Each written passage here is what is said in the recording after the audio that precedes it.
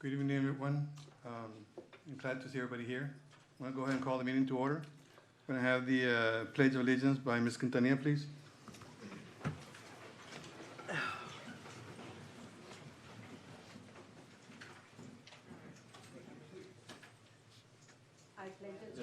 To the flag of the United States of America and to the republic for which it stands, one nation under God, indivisible, with liberty and justice for all.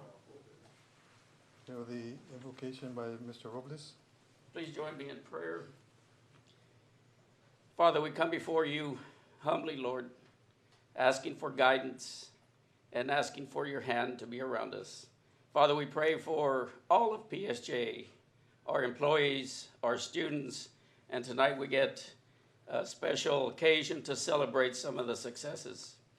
Father, I ask that as we meet tonight to make decisions that have the potential of affecting destinies, that the words of our mouths and the meditations of our souls be acceptable to you.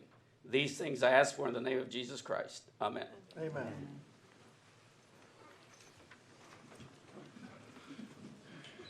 Thank you. We're going to go ahead and move on to number 3, recognition. Dr. Elias. Yes, Mr. President, under recognition, we have career and technology education students, future farmers of America, and this presentation will be by Director Adriana Garcia.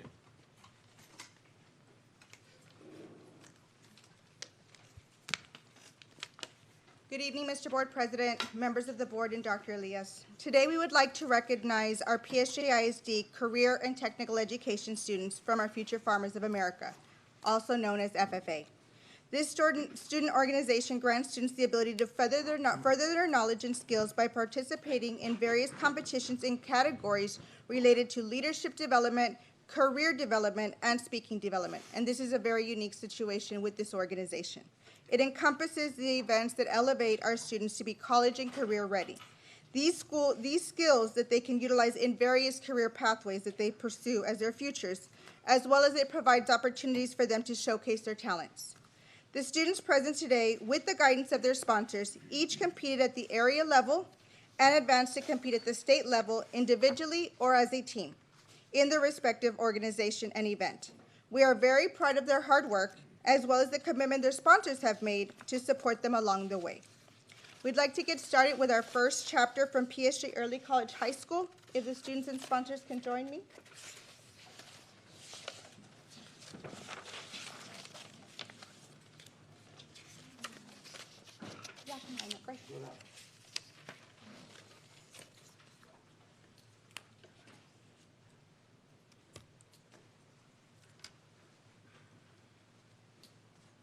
Students, as I call your name, if you'll raise your hand to be recognized.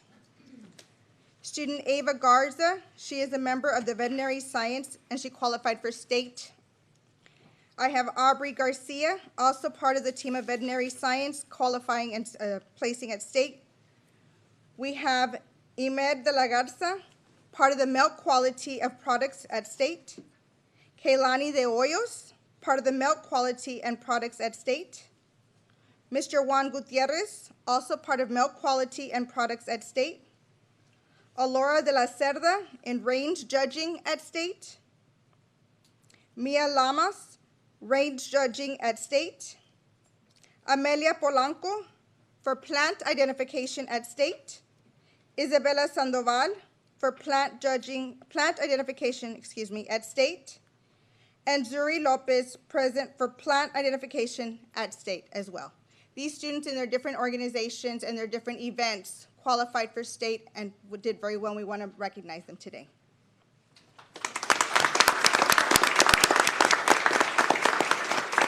We also want to make sure we acknowledge their sponsor, Mr. Santana Garza.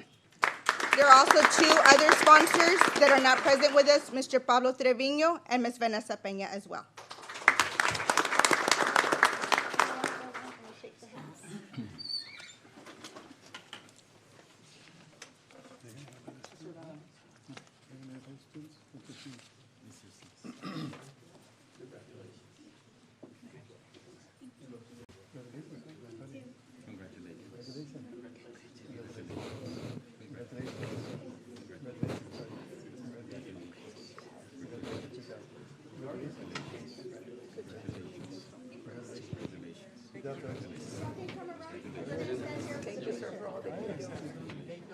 Dr. Rowley.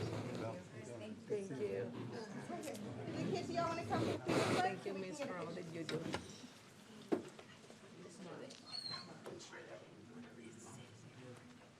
can come all the way down.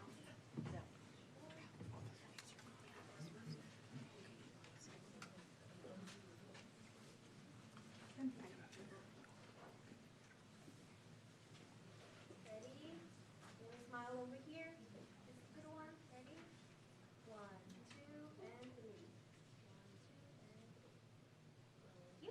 and 3. You.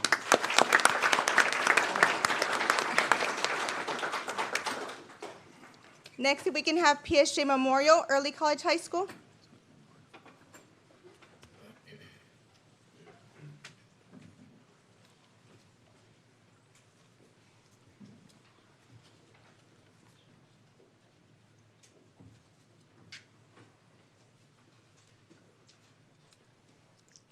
Qualifying for Memorial for State qualifiers in the Cotton Evaluation Division, we have Octavio Juarez and Ms. Amy Martinez. And they're coached by their sponsors, Ms. Rebecca Robles and Mr. Antonio Ramirez.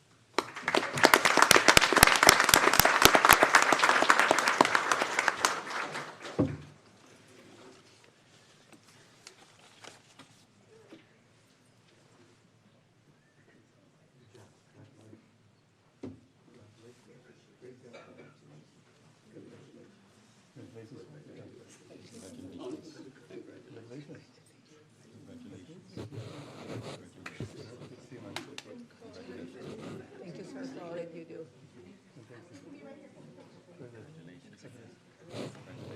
Great. Thank you, ma'am. Thank you. Thank you. One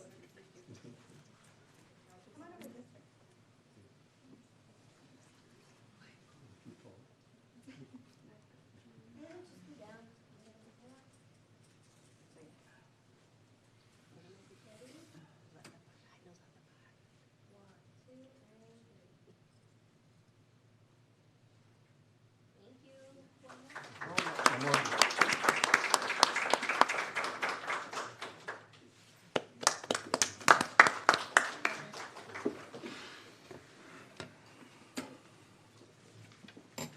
Thank you. I just wanted to make a note that these students, with the different events that they have in leadership skills, career skills, and speaking skills, this is why we're bringing them back now, because at the time when we did our recognitions for our other CTSO organizations, they were actually out competing. So we wanted to make sure that as they were done with their full year term of competitions, that they were recognized for those accomplishments. And then I also do want to recognize Ms. Vargas. She is the CT coordinator that oversees our agriculture program. Thank you.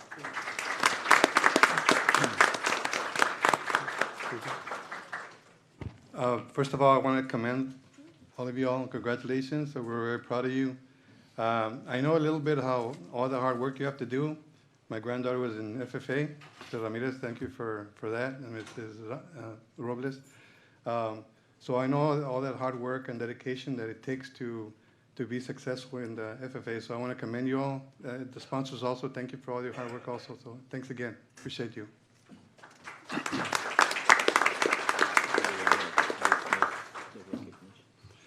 Okay, this time, students, you can be dismissed. Thank you.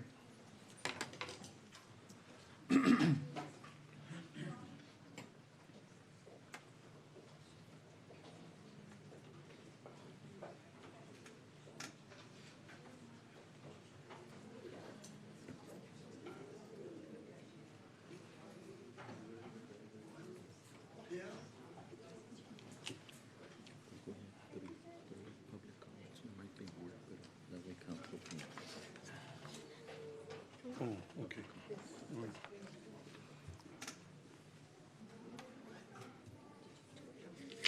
Hi. How many public comments do we have? We have 3 people signed up for public comment, Mr. Okay. Board President. Before I call them up, the PSJA Board of Trustees welcome members of the community to speak on agenda items that will be voted on during the meeting. Members who sign up before the 5 p.m. deadline will be asked to speak in the order the form was received. If individuals signed up but are not present when their name is called, the submission will be voided. The PSJ School Board permits each person to speak within an established 3-minute window. Please remember that only items on the agenda may be addressed by the individual speaking before the board. Individuals intending to speak on items not on the agenda will be directed to the superintendent or designee. As part of the process, specific factual information or recitation of existing policy may be used in response to inquiries presented, but keep in mind the board will not deliberate or enter into dialogue with members of the public during this portion of the meeting. If a member of the public causes disruption by his or her words or actions during the meeting and continues to do so after at least one warning, the presiding officer may request assistance from law enforcement officials for the individual to be removed from the meeting. The first person signed up is Ms. Maria Quintanilla. Ms. Maria Quintanilla?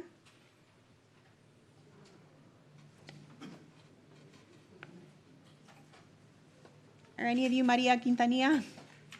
No, okay. Natalie Cáceres Flores?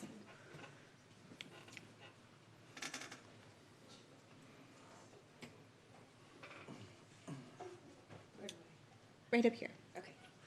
Sorry, my first time. All All right. right. Go ahead, 3 minutes whenever you're ready.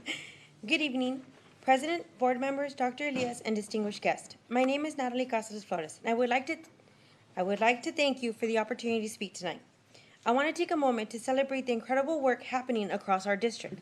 Our teachers, students, campus staff, custodian, cafeteria workers, maintenance workers, bus drivers, district departments, board members, and of course Dr. Elias have all played a vital role in the strong preliminary results we are seeing for the STAR. What we are witnessing in this direct result is true collaboration. Our teachers have shown extraordinary commitment, our students have demonstrated resilience and determination, and our staff was supported in every effort behind the scene. The board's leadership, especially your commitment to securing the resources our students and teachers need, has made a measurable difference in classrooms across the district. That support is not abstract. It is visible in instructional material, technology, intervention tools, and professional learning that directly impact student success. I want to highlight the leadership of Dr. Elias. Although he was not selected as Superintendent of the Year, but he was in the top 3 finalists, his vision, guidance, and unwavering belief is what our district can achieve have shaped this moment. His leadership has helped align our goals, strengthen our system, and keep our focus on what matters most, student learning. The results we are seeing today are a reflection of that steady direction. District-wide, our preliminary scores are strong. In fact, they are positioning us toward becoming an A district. This is something every single person in this room and every person working across our campuses should feel proud of and focus on. What makes this even more impressive is that we are still waiting on 2 major assessments, 5th grade science and biology. Even without those scores included, the data has already shown that our collective efforts are paying off. This success is not the work of one department or one campus. It is a result of a district that believes in teamwork, shared responsibilities, and doing what is right for the kids. When teachers feel supported, when students have what they need, and when leadership is aligned, outcomes improve. That is exactly what we are seeing. So tonight I want to say thank you. Thank you to our teachers for your dedication. Thank you to our students for your hard work. Thank you to our staff for keeping our district running with excellence. Thank you to the board for your continual support and investment. Thank you, Dr. Elias, for your leadership and vision. Together, we are proving what is possible. Together, we are moving toward becoming an A district. And together, we will continue to rise. Thank you. Thank you.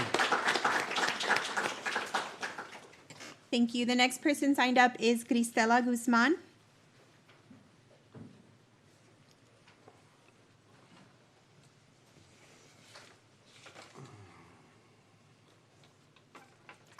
Good evening, President, members of the board, and Superintendent Dr. Elias. My name is Cristela Guzman. I'm a member of Texas Classroom Teachers Association, and tonight I want to take a moment to recognize you. Not for the titles or positions, but for the intentional way you choose to honor the people who make PSJA what it is. One of the things that consistently stands out in our board meetings is the time you dedicate to celebrating our students and staff. Month after month, we see you highlight academic excellence, from our valedictorian and salutatorian to our destination imagination, global winners who represented our district on an international stage. We see you recognize student athletes across every sport: football, baseball, softball, water polo, and more. We see you shine a spotlight on the incredible talent in our high school bands, orchestras, and the other fine arts. You also make space to honor our staff, including teachers nominated for the HEB Excellence in Education Awards, one of the most respected recognitions in our state. These moments matter. They remind our community that hard work is seen, valued, and worth celebrating TIA. A few months ago, members of the TCTA from a neighboring district attended one of our meetings. It was a chaotic night. People speaking out of turn, emotions running high, yet even in that environment, they walked away impressed. They told us their board meetings don't look anything like ours, in a good way. They were astonished by how much time was devoted to recognizing students and staff. They were equally impressed by the transparency shown during the Benchmark 2 data presentation. To them, that level of openness and celebration was something rare. That perspective is important because while it's true that not everyone in our district is always focused on students and staff, those of us who watch these meetings objectively can clearly see who is. We see the people who show up for PSJA, who prioritize our students' achievements, our teachers' dedication, and our community pride. So tonight, we simply want to thank you. Thank you for keeping recognition at the forefront. Thank you for valuing transparency. Thank you for modeling what it looks like when leadership stays centered on students, staff, and community. PSJA is stronger when we celebrate the good, and you make that visible priority. Many of us do notice, and we appreciate it. Thank you. Thank you, Ms. Guzman. These are all the public comments. Yes, Mr. President, we move to Superintendent of Schools, item 5. Letter A, discuss and consider board approval of a delegate and alternate to the 2026 Texas Association of School Boards, known as TASB, and delegate assembly. Any discussion? I need a nomination for the delegate and an alternate. Mr. President, Go ahead, Mr. What? Villegas. I'll make a nomination for you, Mr. President, and Ramona Barron. Thank you. And being a nomination for me to serve as a delegate and for Mrs. Ramona Barron to be the alternate for the 2026 Texas Association of School Boards Delegate Assembly. All those for the motion signify by raising your right hand. All those against? One against? No. Oh, so it- That's for- Let's do it again. All those for the motion signify by raising your right hand. Okay. You're not? Ms. Gutierrez down. Okay. All right, motion passes. Okay. Yes, Mr. President, we move to Finance, and we have letter A, approve the 2025-2026 functional budget amendments.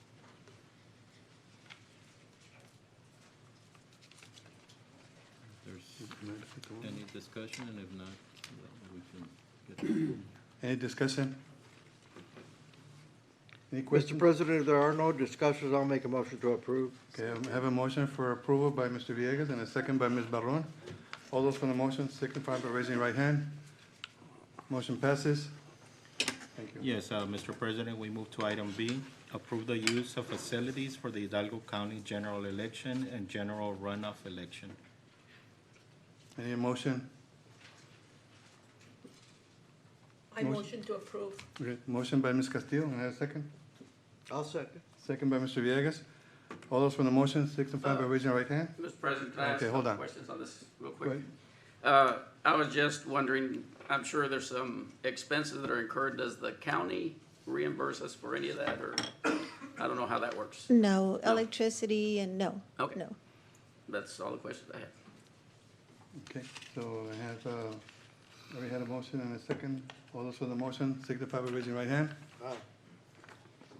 Motion passes. Thank you. Next Yes, item. Mr. President, we move to item C, approve the notice and order of election for the 2026 school trustee election.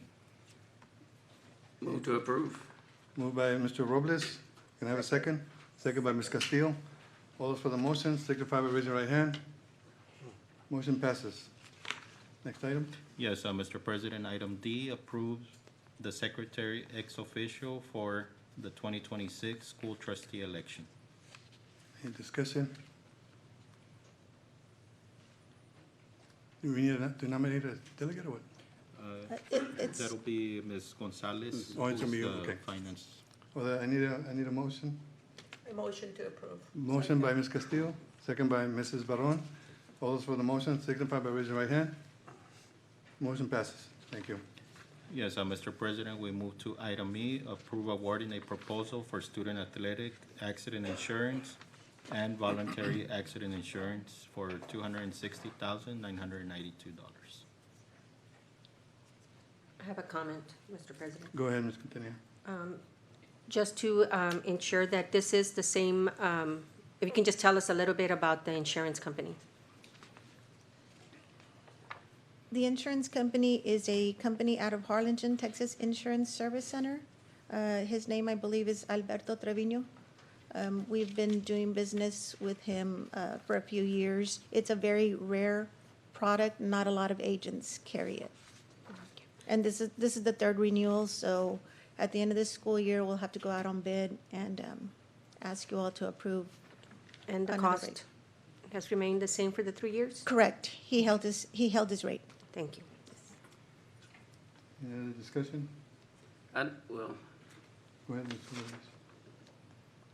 Robles. there wasn't any other, and you answered the question, alternative proposals. Yeah, it's probably a unique market. It is. It's a very few agents. I think there might be one out of San Antonio that bids every once in a while, but it's a very rare product for agents to carry. So for next year, we're gonna go out for a bid?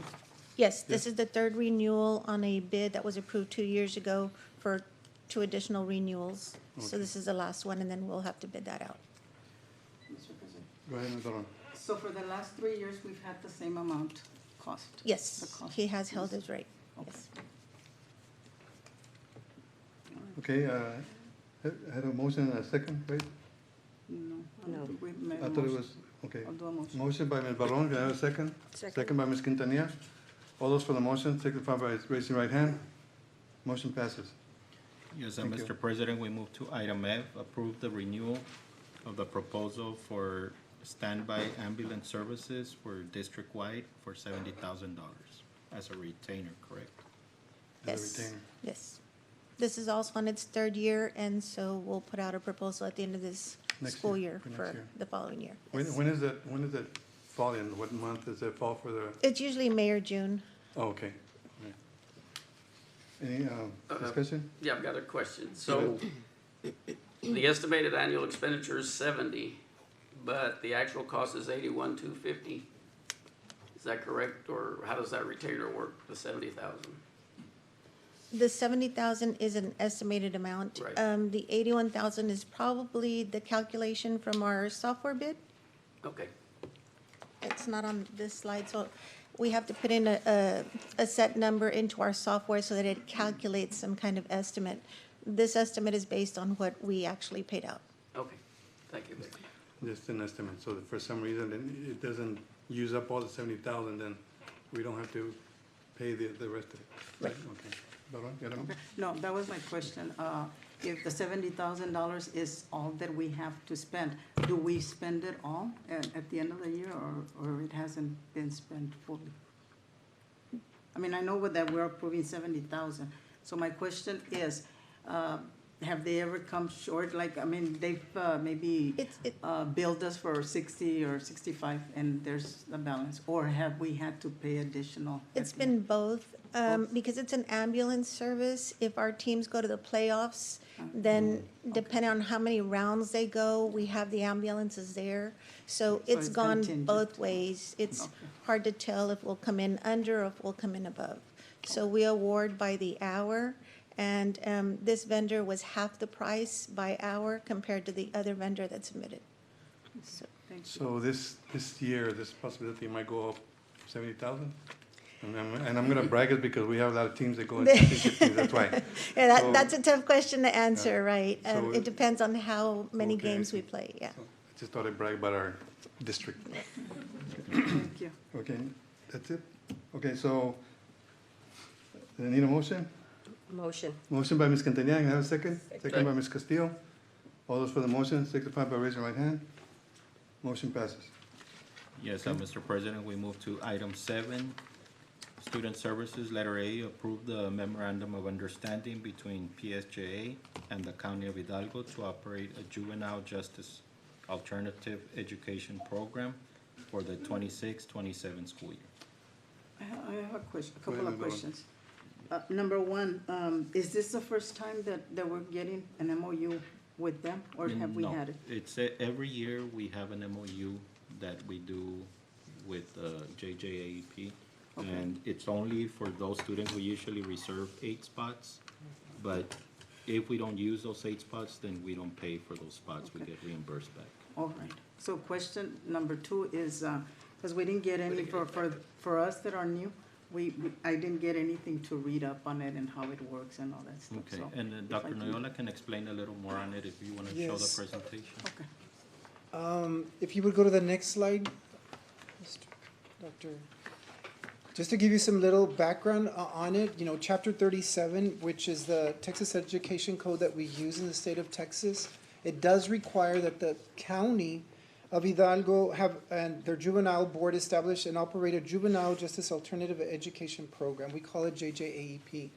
And it's for the youth who are expelled from school, from the school district. They go to what we call it sometimes county school. So it goes to the county.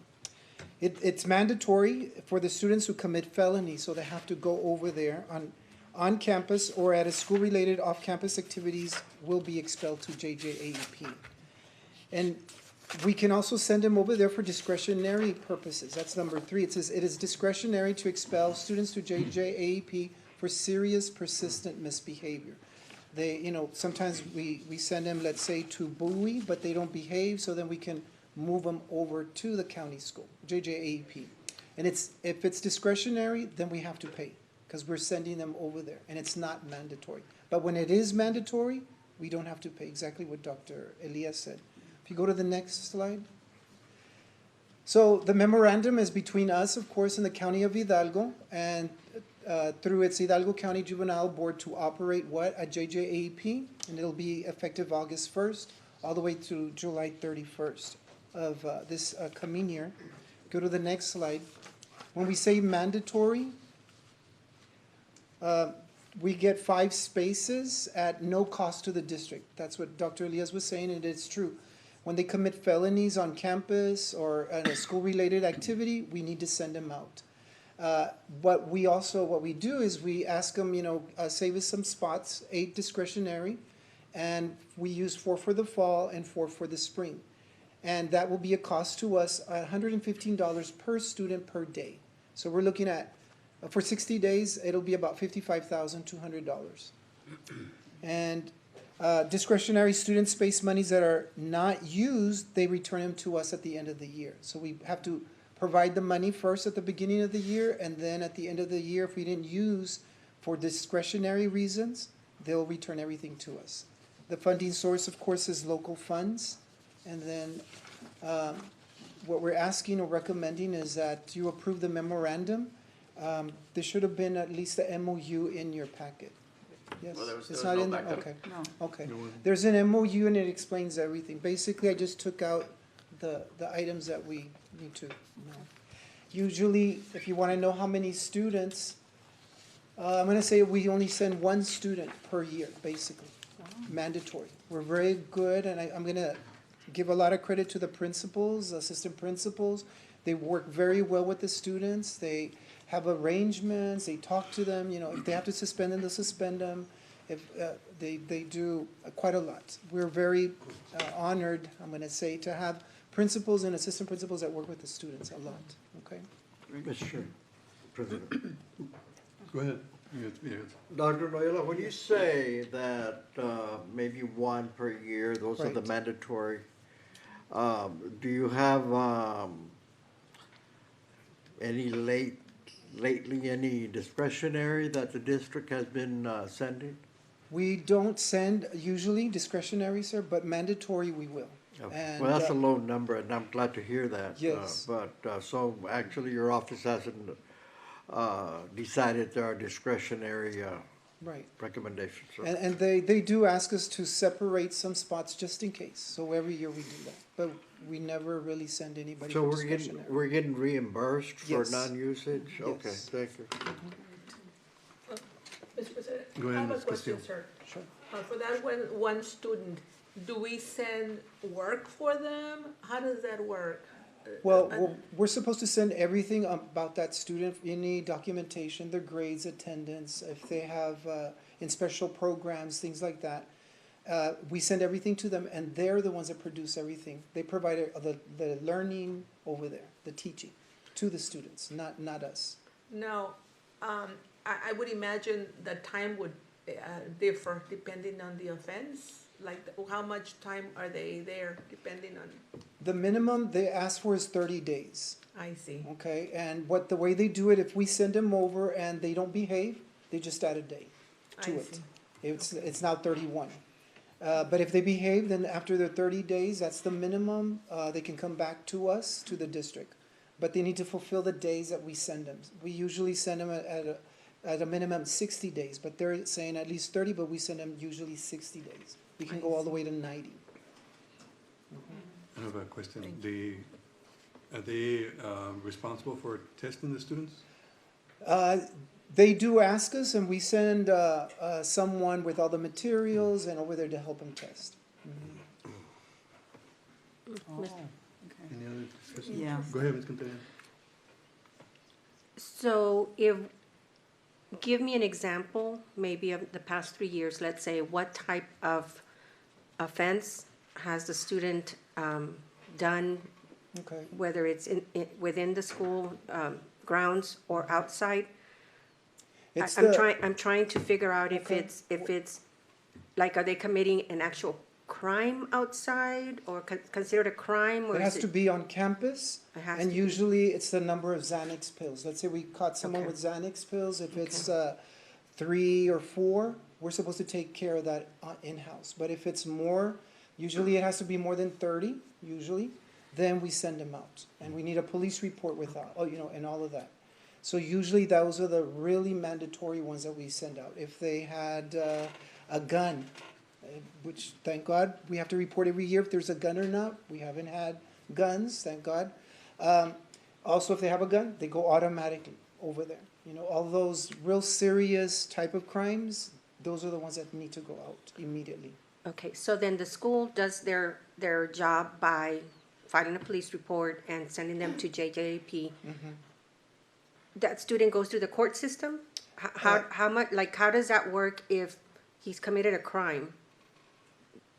How does If that he's- work, and I'm sorry, and I don't mean to, sorry No, to keep that's fine, interrupting you. that's fine. And then what happens if he gets, found guilty? Then he goes to actual jail, or he stays in JJEP? It depends if they're minors. If they're minors, and of course, we have to call the police. The police report has to be attached to all the information we submit to JJAP. JJAP is like, it's a school. It's a school for the county runs it, we don't. And we just send them and they provide all the teaching, the learning, that's it. If they're minors, then they go see the juvenile court with one of the judges, right? And they're the ones that run, whether, if they're guilty, not guilty, if they're gonna spend time with them at the juvenile detention center, so it's up to them. We don't really control that, the county does. If they're over 17 years old, they're considered already adults. So then they would go immediately to county. And then, at that point, there is no service from the school We district? cannot do anything once they're an adult and at the county. When they come out, if we decided to send them to JAP, which we should, then they serve the time that we say, 30 days, 60 days, 90 days at the county school, which is JJAP. During that time that they're there, and if they're under special ed services, is that also on them? On them, yes. So they are, all the information that we have gets transferred to Yes, them, they're- and they're supposed to, you know. They have to carry out what the IEP says. They do, yes. Mr. President, if we can at least have a copy of that MOU, maybe an executive session, and we can come back and vote on this. I don't feel comfortable voting on something without looking at anything that I could read and have more questions, but I don't think we should table it because I know that there's a timeline. Right. But if we could get a copy of that, and maybe share it during executive? Can we skip it and come back? Can we come? And I actually have the MOU here. Oh, I don't perfect. know why y'all didn't Yeah, get we it. don't have it. Yeah, it might have been, I don't know. It's not even on the computer. I can read it and pass it along. Thank you. Okay. We're gonna come back, we're gonna come. Let me just, Go ahead, Gonzalo. just a quick question. So that MOU will, clear up all the questions, because, I mean, my follow-up questions were, the question that I had was basically because you said they send off, homework and stuff over there. So Well- they're not doing their own teaching over there, we're sending the material and then grading them here, or how? And what I mean by material is if they're in special ed, the IEP has to be in there, the plan, everything, the behavior intervention plan is in there. Oh, If they're bilingual, we'll send them and we'll let them know that they're bilingual. If they're 504, we tell them, this is the 504 plan for that student. That's what I meant by the material. So what if it's just a regular student? If it's a regular student, they still want us to submit to them, what grade level they're in, what are the classes, their transcript, their grades, their attendance, their misbehavior. So they want all that information, plus some other stuff like their social security and other So classroom instruction happens over there. They have their own teachers. Right. And they have their own And they have their material. own, Okay. yes, their own materials, Exactly. curriculum. I guess everything. I'm looking at the lateral part of it, like, depending on what age they are, I mean, if they're high school kids, then are they graduating, are they staying behind? I mean, what's happening? Once they come back, then we figure that out, because all we do is a transfer of grades, transfer of transcript. Right. What he's talking about is all documentation only. So Okay. we don't send them work, we don't do any of that. Oh. Then they'll send us back if the student did certain credits or certain classes, they'll send us back their grades, and then we input that as their grades when they come back. It's as if they left the district. They get withdrawn automatically and they go over there. So they don't Right. pertain to PSJ no more. But if we don't elect, JJAP has been with PSJ as long as I can remember. If we don't elect to do that, then we'd have to answer to the community what happens to students that are under Title V, which is considered a felony. So do we want those students to stay within the district if they went and held up a store at gunpoint? Or do we want, yes, we are always looking out for the students' sake, but these students need to be sent, just like anybody else that commits a crime, there's a consequence, so they need to be sent out to a facility that does not pertain to us, it pertains to the county, and then the county, based on the judge's sentence, they can elect to even keep them there a full year. But that's up to the judge, and it's at no cost to the district because that's mandatory. So up to now, what the MOU is saying, we have 8 sections that we're requesting, but 5 of them are not. They're mandatory. The other 8 are discretionary. We've never used. So up to now, the district has not paid. All we're doing is signing an MOU saying that in case we do get a student that does such a felony, then we have the capability to send them out of the district to not mix them back in with the rest of the students. So none of those kids get to go to Buell? Is that a different, Buell is for other things. this is just for filling? Right. Buell usually is for vaping, maybe made a threat. Anything that's not a felony. Right. If it's a misdemeanor, they can stay at Buell, but once it's a felony, that is a bigger scale of crime. So of course, you have to go somewhere else. I know they were using Buell, but the name's been changed to Bowie. It's Bowie now, Okay, yes. So that's that's Buell is the form, but it was, Boy, Now it's clarification. Yes, so the facility has changed from Yes. Buell to Bowie now. to Bowie, exactly. You know, Trustee Barron, a lot of the questions you have are answered in the MOU. I think if we would have had this, sorry, we wouldn't be asking so many questions. That's fine. I know there's clarification here on students under, they fall under IDEA and how there's an art and making sure that their behavior is not part of their disability. Exactly. Like, it would have answered all their questions. So, we can, I understand that we have to approve, I mean, there's no way out of it, we have to, but I'm not questioning the fact that we have to or not. I just wanted to be aware of the information that goes along with the MOU. With what I've seen, I'm comfortable. Okay. Going through with, I don't know if anybody else wants to take a look at it.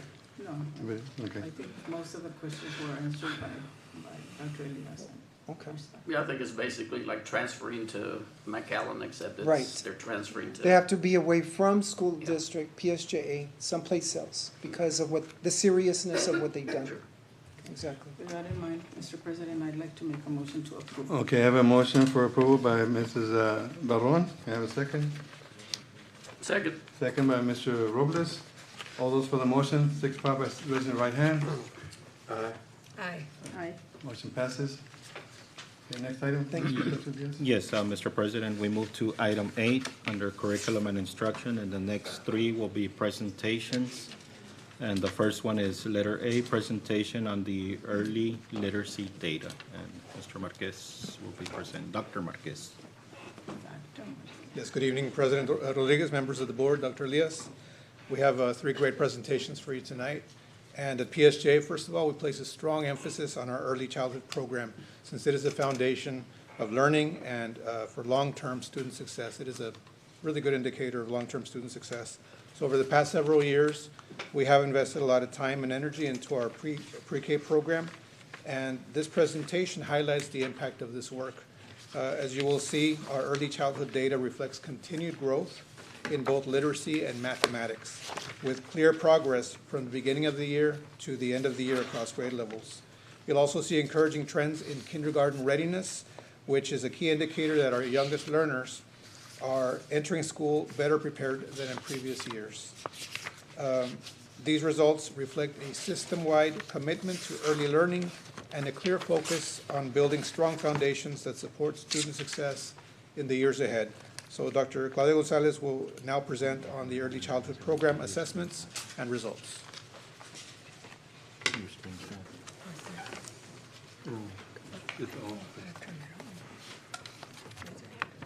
Good evening, Board President, Mr. Rodriguez, members of the board, and Dr. Elias. It is my pleasure to present our early childhood education data, highlighting student progress in literacy and mathematics from pre-kindergarten 3 through 2nd grade. The results demonstrate our district's continued commitment to providing high-quality early learning experiences that establish a strong academic foundation and support long-term student success, just like Dr. Marquez stated. Here in our first slide, this slide presents the literacy results for our pre-K3 and pre-K4 students on the Lyon Diagnostic Assessment, which is administered at the beginning, middle, and end of school year. This data reflects a positive 2-year trend, with students demonstrating consistent growth from the beginning to the end of each year. These results highlight the effectiveness of our early literacy instruction and interventions. So if you notice there, it's all positive. There's a 2-year trend, and we've had positive results there. Go ahead. On our next slide, this displays the mathematics performance for our pre-K3 and pre-K4 students on the Lyon assessment.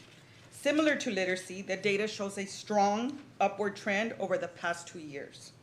demonstrating again that continued growth and increased mathematical readiness amongst our youngest learners.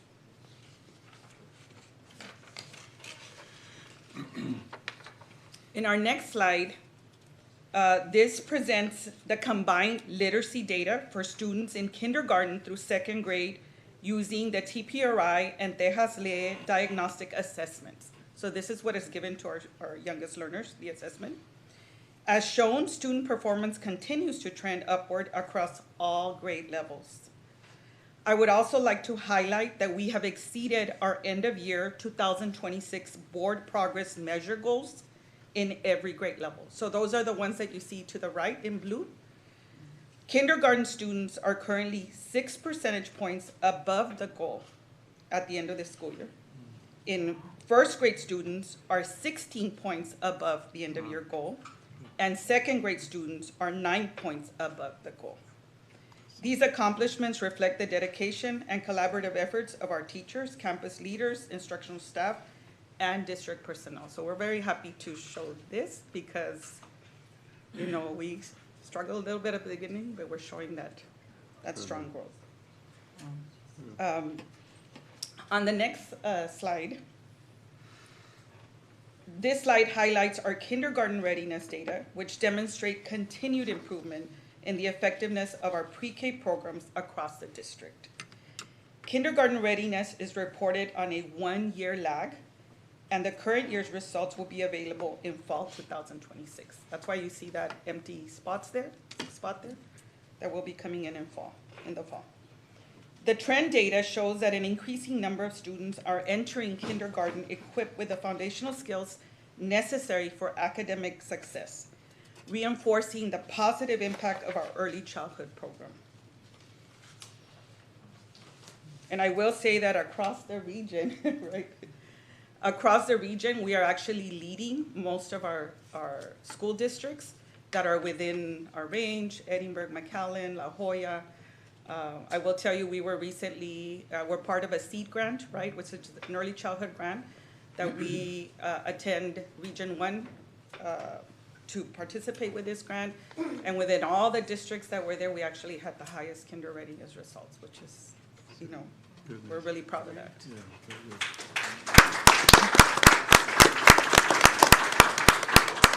But we still have room for growth, right, always. On this slide, this represents or presents the first grade literacy diagnostic data. The blue bars represent the English assessment, which is called TPRI, Texas Proficiency Reading Inventory, while the red bars represent the Spanish assessment, which is called Tejas Lee. The data shows significant growth in reading fluency from the beginning to the end of the school year in both languages. Additionally, the percentage of students performing at the frustrational level decreases over time, if you see it from beginning to end of year, while the percentage of students reading fluently increases, demonstrating strong progress in foundational literacy skills.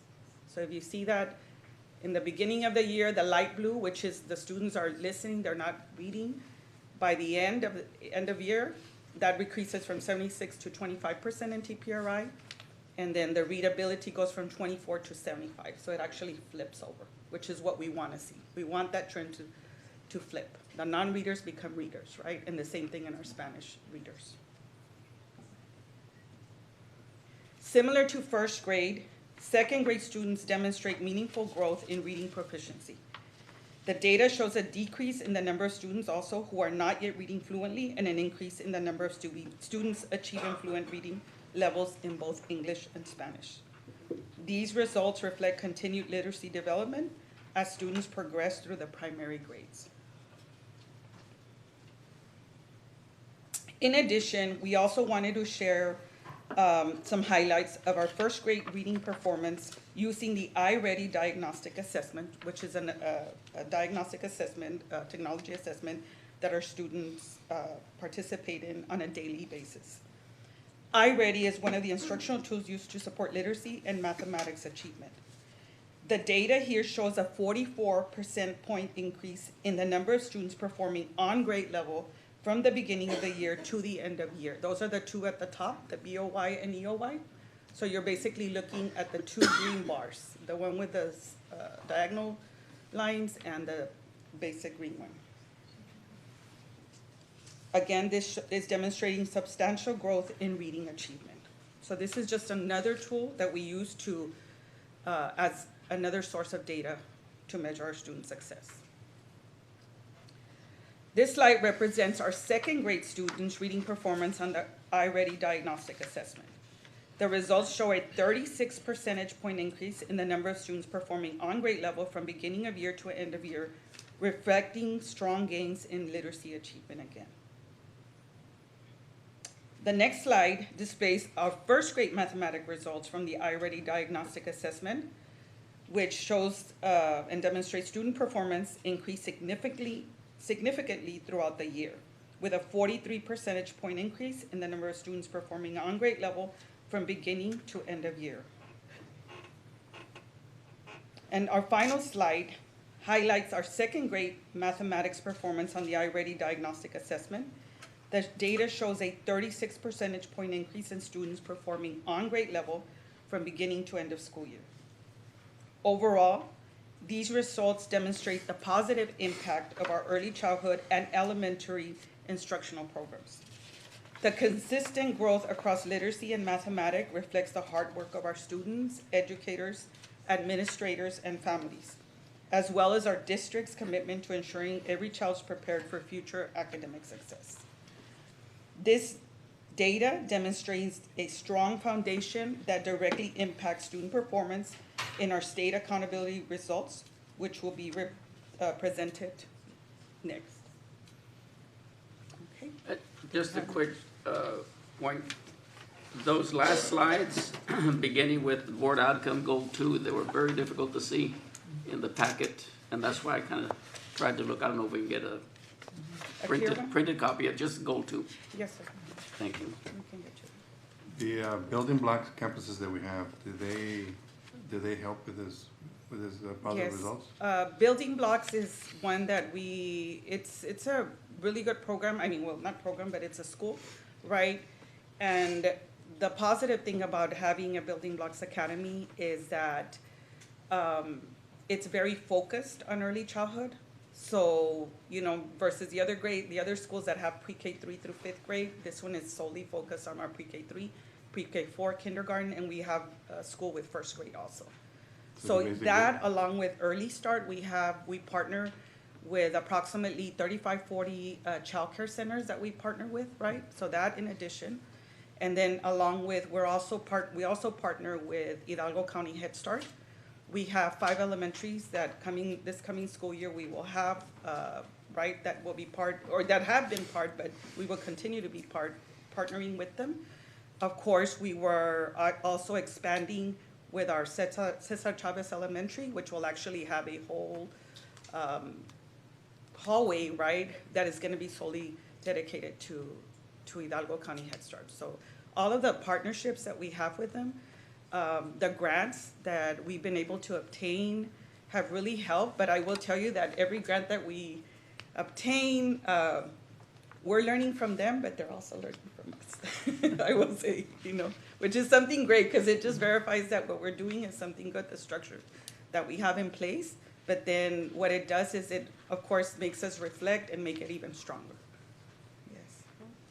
Just want to commend all your staff that work with this. That's a very good positive results. So I'm very grateful, and congratulations for all that. Yes, and I want to really thank our early educators, the teachers, our pre-K 3, pre-K 4 teachers, kindergarten first, all of the early literacy, but I want to say especially our pre-K 3 and pre-K 4 kindergarten teachers, because it is a different world. I will say, those that know it, it is different. It is different, and it is very important. PSJA has been a trendsetter in early education, and we continue to be that trendsetter, and we want to continue to do that. We're constantly being highlighted by TEA, by Region 1, and we want to continue that. But more than anything, we're very happy. We feel very enthused about our results, but then you will see our academic results with STAR, right, with the accountability system. So all of this feeds into that, right? It's that foundation that needs to be built in order to have success in their future. Great. Mr. President. Go ahead, Ms. I have a Castillo. comment. I am excited. This is very good news. I think that, of course, we are always looking at kinder ready. And I know that if we have a very strong early childhood program addressing the phonological awareness, the phonics early on, and a lot of hands-on, ensuring that children really learn through concept-based instruction. And so I'm excited because I know that if we're doing this well, we should be addressing the gaps a lot earlier.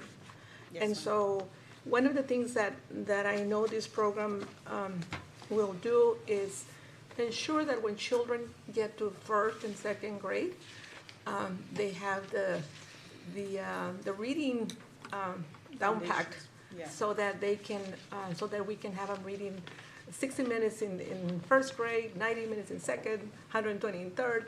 And so when children are able to read, then the comprehension will be there.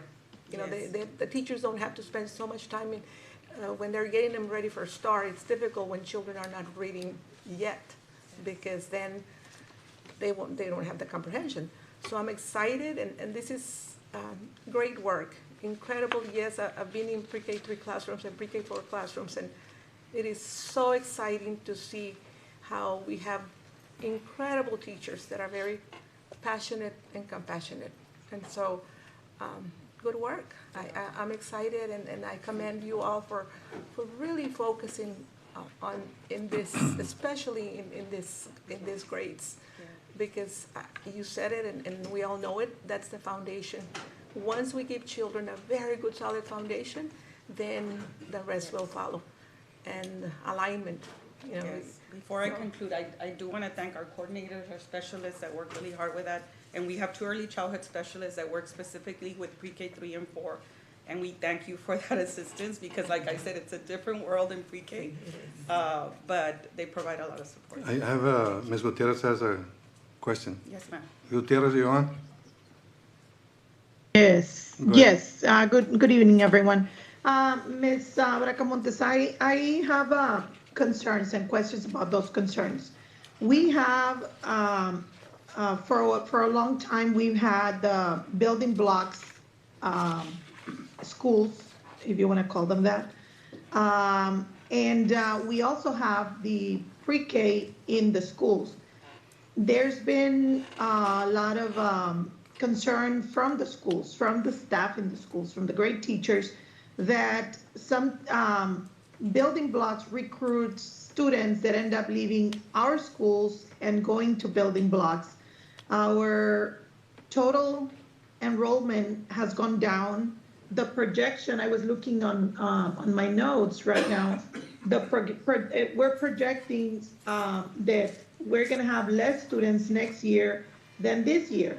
And now we added another early childhood component, Head Start, which as I told Dr. Elias, I think last meeting, we had walked away from because it's an outdated program, because because we had competing programs as well with the building blocks and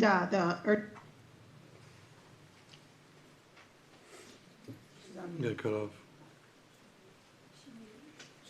You're mute. Well, I don't mute on this side. You can see my hands here. I don't mute on this side. So any muting that's happening, it's happening on that side. All right, go And ahead. so my question is, Ms. Bracamontes, does Head Start pay us? No, they do not pay us. Actually, what they do is they provide support.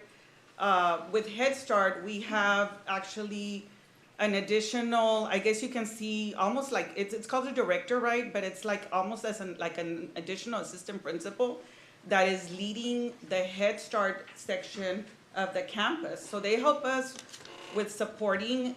They do meet with of course, our principal has the ultimate decisions and, on anything that goes on with those classrooms. And they are They completely follow the district curriculum, everything that the district has. It's just, they provide that extra support with that. And then in addition, they also provide what we would call our instructional aides. So they have teachers, right? They call them teachers that are, all of them have some sort of either associate's or bachelor's degree. They are required to have that. And they work with But they're not required to be certified teachers.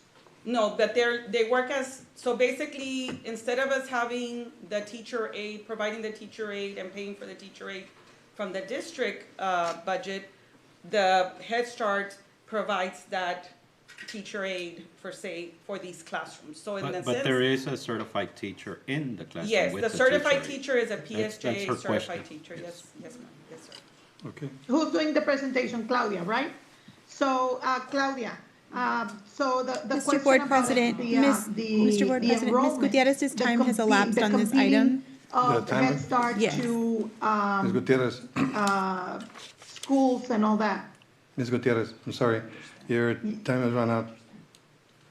Apologize Huh? for that. Your If time they has want to run out just already. answer the last Can you question, answer but the the last- time is up. Sorry, I didn't hear it all. What was the last question, Ms. Gutierrez?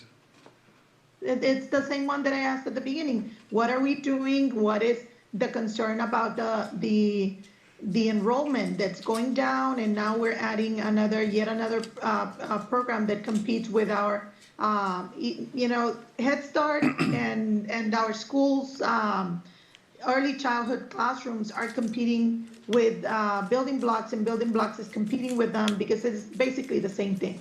Yeah, It's they are basically the thing. It's same. nothing. Go ahead.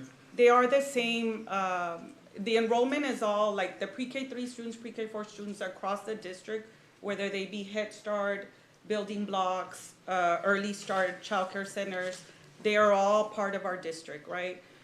I think the reason that we Right. try to grow these are, to appease, we have parents, and especially with the little ones, parents are very picky and they have different thoughts of how they want to, how they want their children to enter school. Some want them to keep them in childcare centers. And we can say, you know what, why aren't they coming to our schools instead of being in a childcare center? But you know what, you have over 450 students that we have in Early Start, that if we didn't get those students, they'd be sitting there in a childcare center, not being serviced by us. So we're tapping into that and providing a teacher for that. BBA, it is, I would say, a bit more attractive because it just focuses on the early grades. And then we have, like I said, the supporting Head Start. But they're all our children, like all of them, they follow the district curriculum exactly. They follow everything that the rest of the students in our district No, follow. I get that. I know what the programs are. I get what they do. It's just the competition between programs, because we continue to add the same, they're like layers of the same thing. So what I would like to see, Ms. Bracamontes and Dr. Elias, if you can direct your staff to prepare a report, but please do send us the report, because I've asked for several things in the past few months and have not gotten anything. A report of how much or how many students have come into the district for those programs. How much has our enrollment gone up? And each school, when we started with Building Blocks, because that's the complaint, that they're losing children to Building Blocks. So a report that gives us an idea of how that's going. Thank you, Ms. Gutierrez. Thank Anybody you. else have any questions? Mr. President, Dr. Elias, if I understand correctly. I'm sorry, I think Ms. Castillo has already spoken on this Okay. item. Okay, anybody else? Yes, Go ahead, Ms. Continua. just for clarification purposes. So the test, the Lion, does it stand for something, or it's just called Lion? It's called Lion. It's kind of Lion and Leon. Leon Okay. in Spanish, yeah. Okay, just wanted to make sure. So these three, whether it's Head Start, Early Start, Building Blocks, you're saying that they cover the same curriculum. So who provides that curriculum to like Head Start? So we do. We do, because remember, we were stating, it's our teachers that are there in the classrooms in our schools. It's just Head Start is providing that additional aid, so that we actually do not pay for that aid, so we're actually saving money in that sense.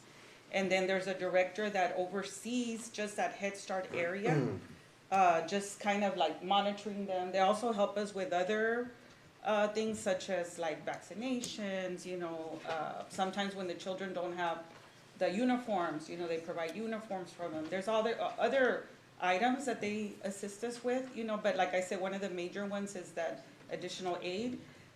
They even provide us with furniture if needed. So they bring in their furniture and set up the classrooms.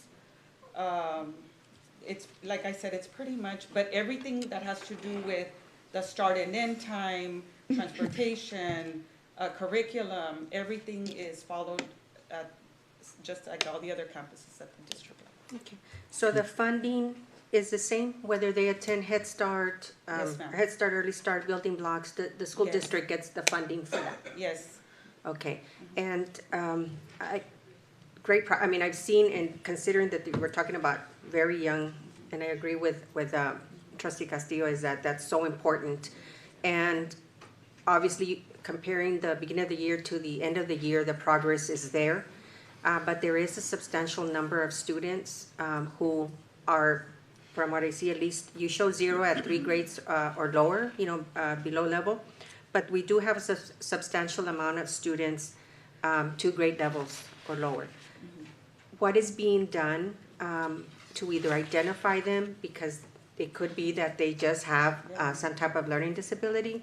So what is being done to, as an intervention or as to identify that they may have, and I know that they're fairly young, but what is being done to make sure, because if they're not on reading level by 3rd grade, Yes. then it's just gonna be harder later Yes, on. ma'am. So I think, and I'll go back to some of the grants, only because we've been part of the TXRL, Texas Leads, Texas Reads, which guided us. Well, actually, we had come up with something, a structured literacy block that we have for all of the classrooms, where we assure that all of them, like Ms. Castillo mentioned, that they cover phonemic awareness, phonics, vocabulary, comprehension, all the components of reading. Like, we've been very, very intentional with that.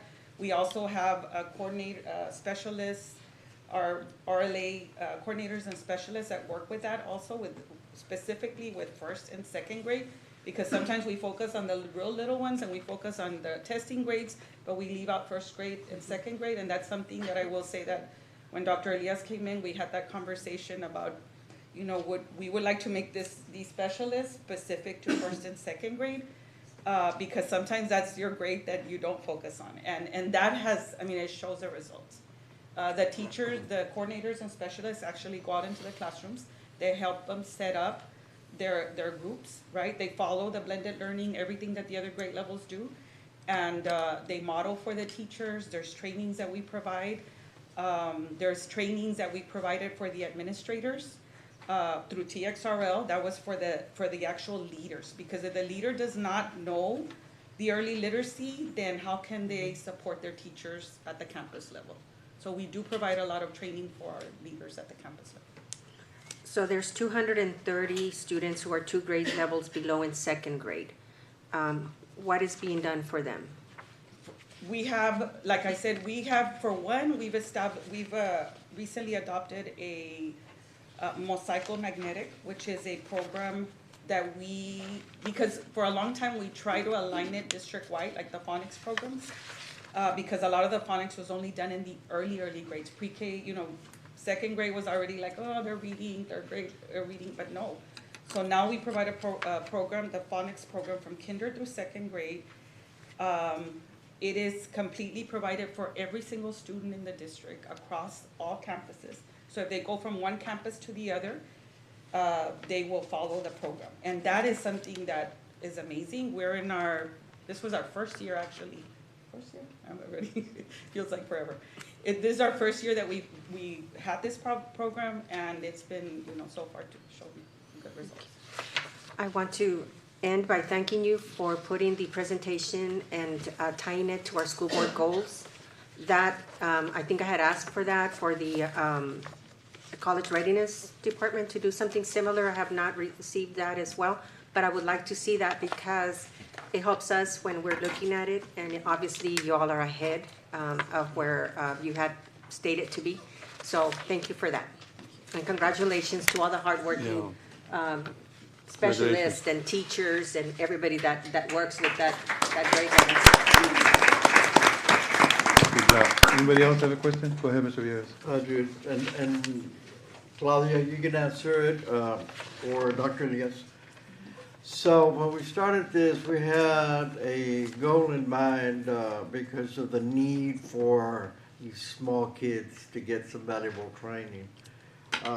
We're seeing the student outcomes, I think, reflected because the younger we teach our children, the more success we're seeing at the upper levels. But I'd like to ask Dr. Elias, so we have 2 BBAs and a third one in South FAR. It's actually, we have 3 BBAs currently, Mr. Villegas, and the South FAR is a partnership with Head Start. Okay, the 3, yeah, okay, we have 3, and then you just coordinated the one in South FAR. Correct. So we have a total of how many are enrolled, más o menos? Between the BBAs and the Head Starts, you're talking all the Head Starts with BBAs? Or? Yes. We're looking pre-K 3 and 4. We currently have about 3,400 students, more or less. You wouldn't have any beautiful number out there in terms of the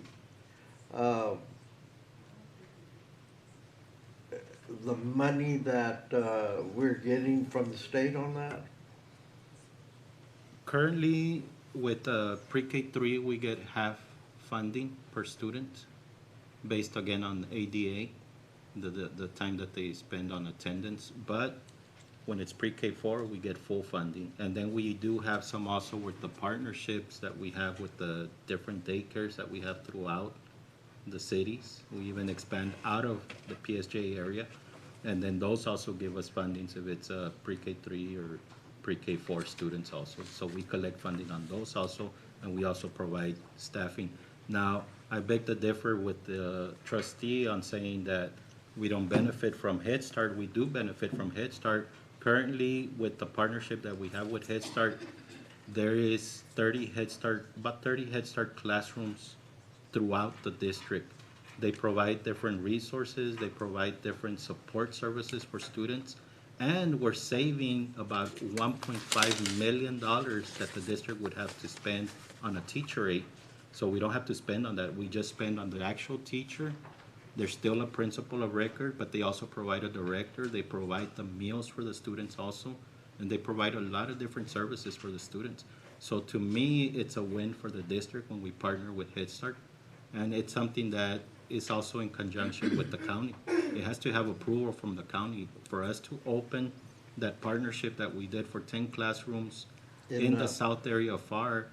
It's gonna grow our enrollment. There's a lot of Valley View, Hidalgo, all that area, they have pre-K 3, pre-K 4, and as we say, nos comen el lonche. Well, Porque if we don't provide those services, then somebody else will. Well, And to me, that's an area that is very well known, very in need of those support services.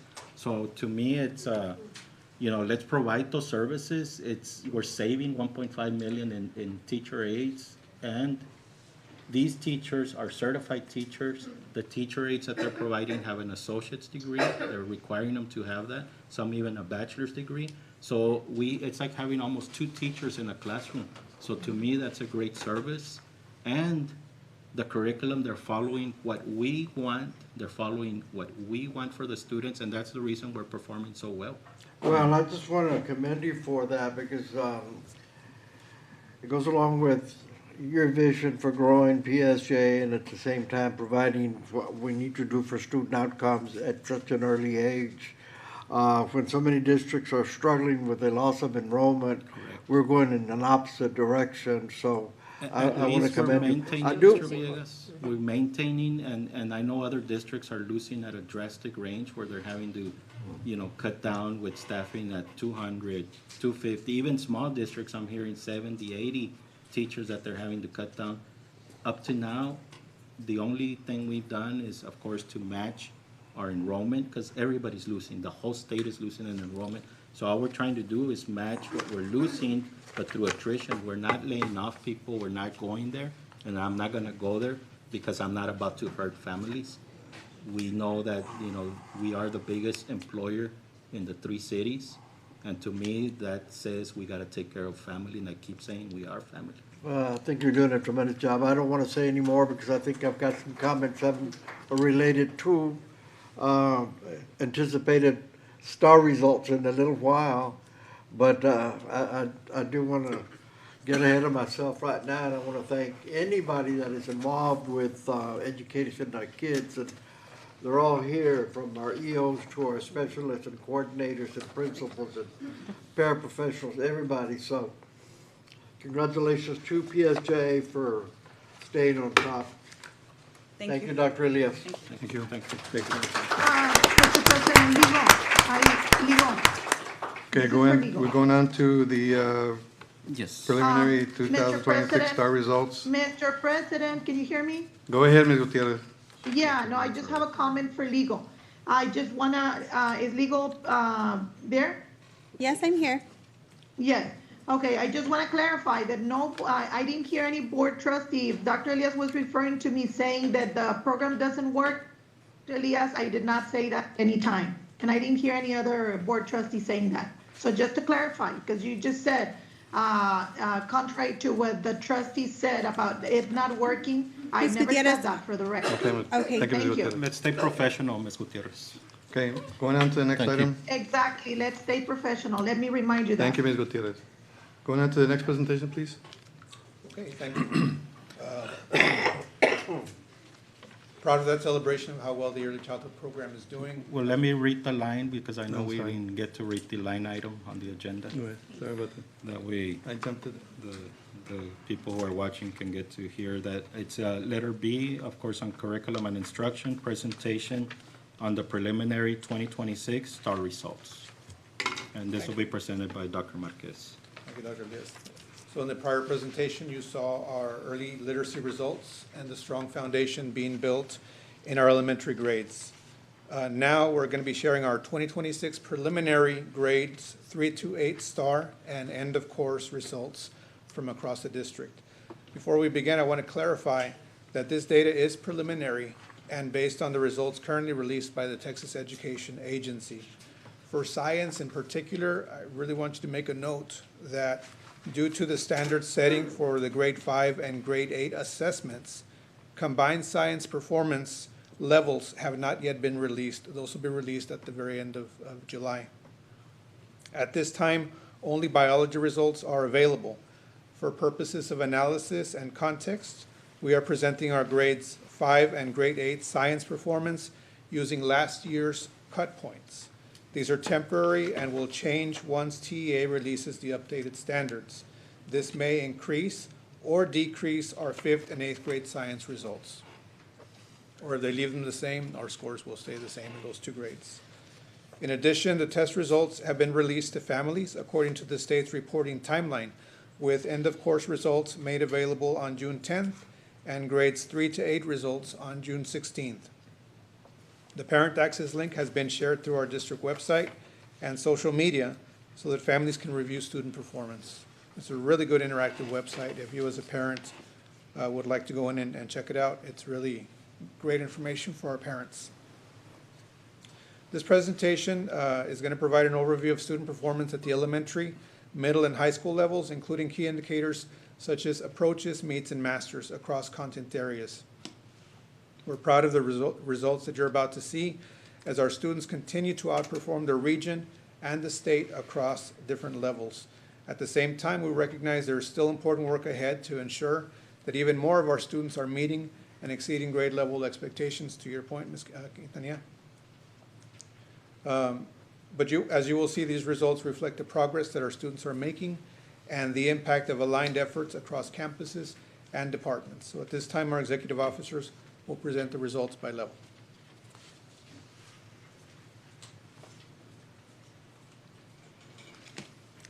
Good evening, President Rodriguez, board members, Dr. Elias, and thank you, Dr. Marquez. Tonight, I am honored and I'm very proud to represent the elementary academics team that includes Dr. Claudia Gonzalez, Dr. Berna Bazan, our amazing coordinators and specialists,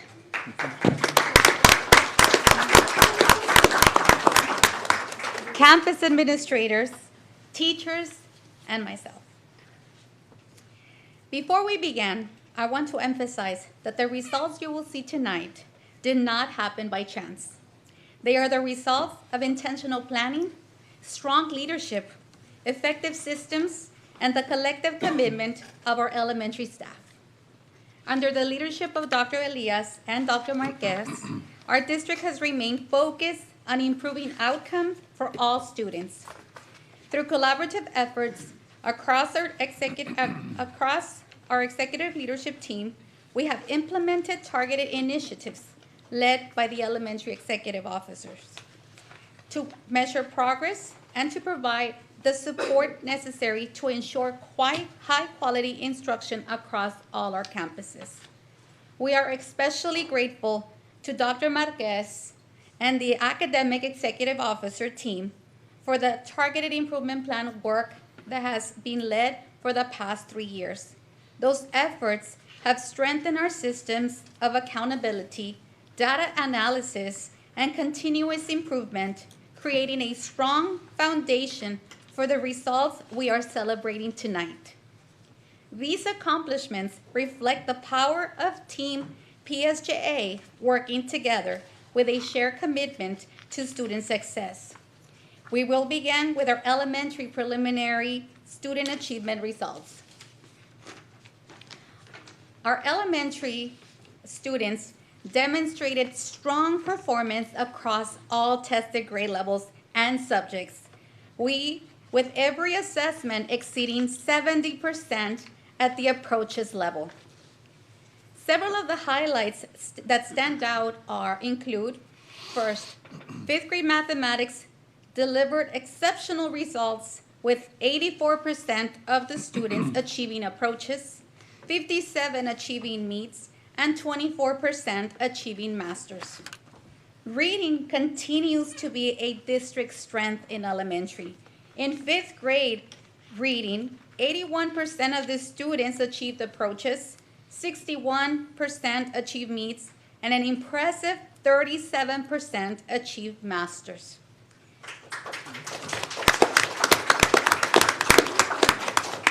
We are particularly encouraged by the high number of students reaching the meets and masters performance levels. Multiple assessments exceeded 57% meets performance, while masters rates range from 19 to 36% across many content areas. The most important takeaway is that our students are not simply passing assessments. Our students are demonstrating mastery on the standards at increasingly high levels. These strong district-wide results reflect the effectiveness of the systems and instructional practices being implemented across our campuses. Next, we will examine the performance of one of our largest student groups, our emergent bilingual students.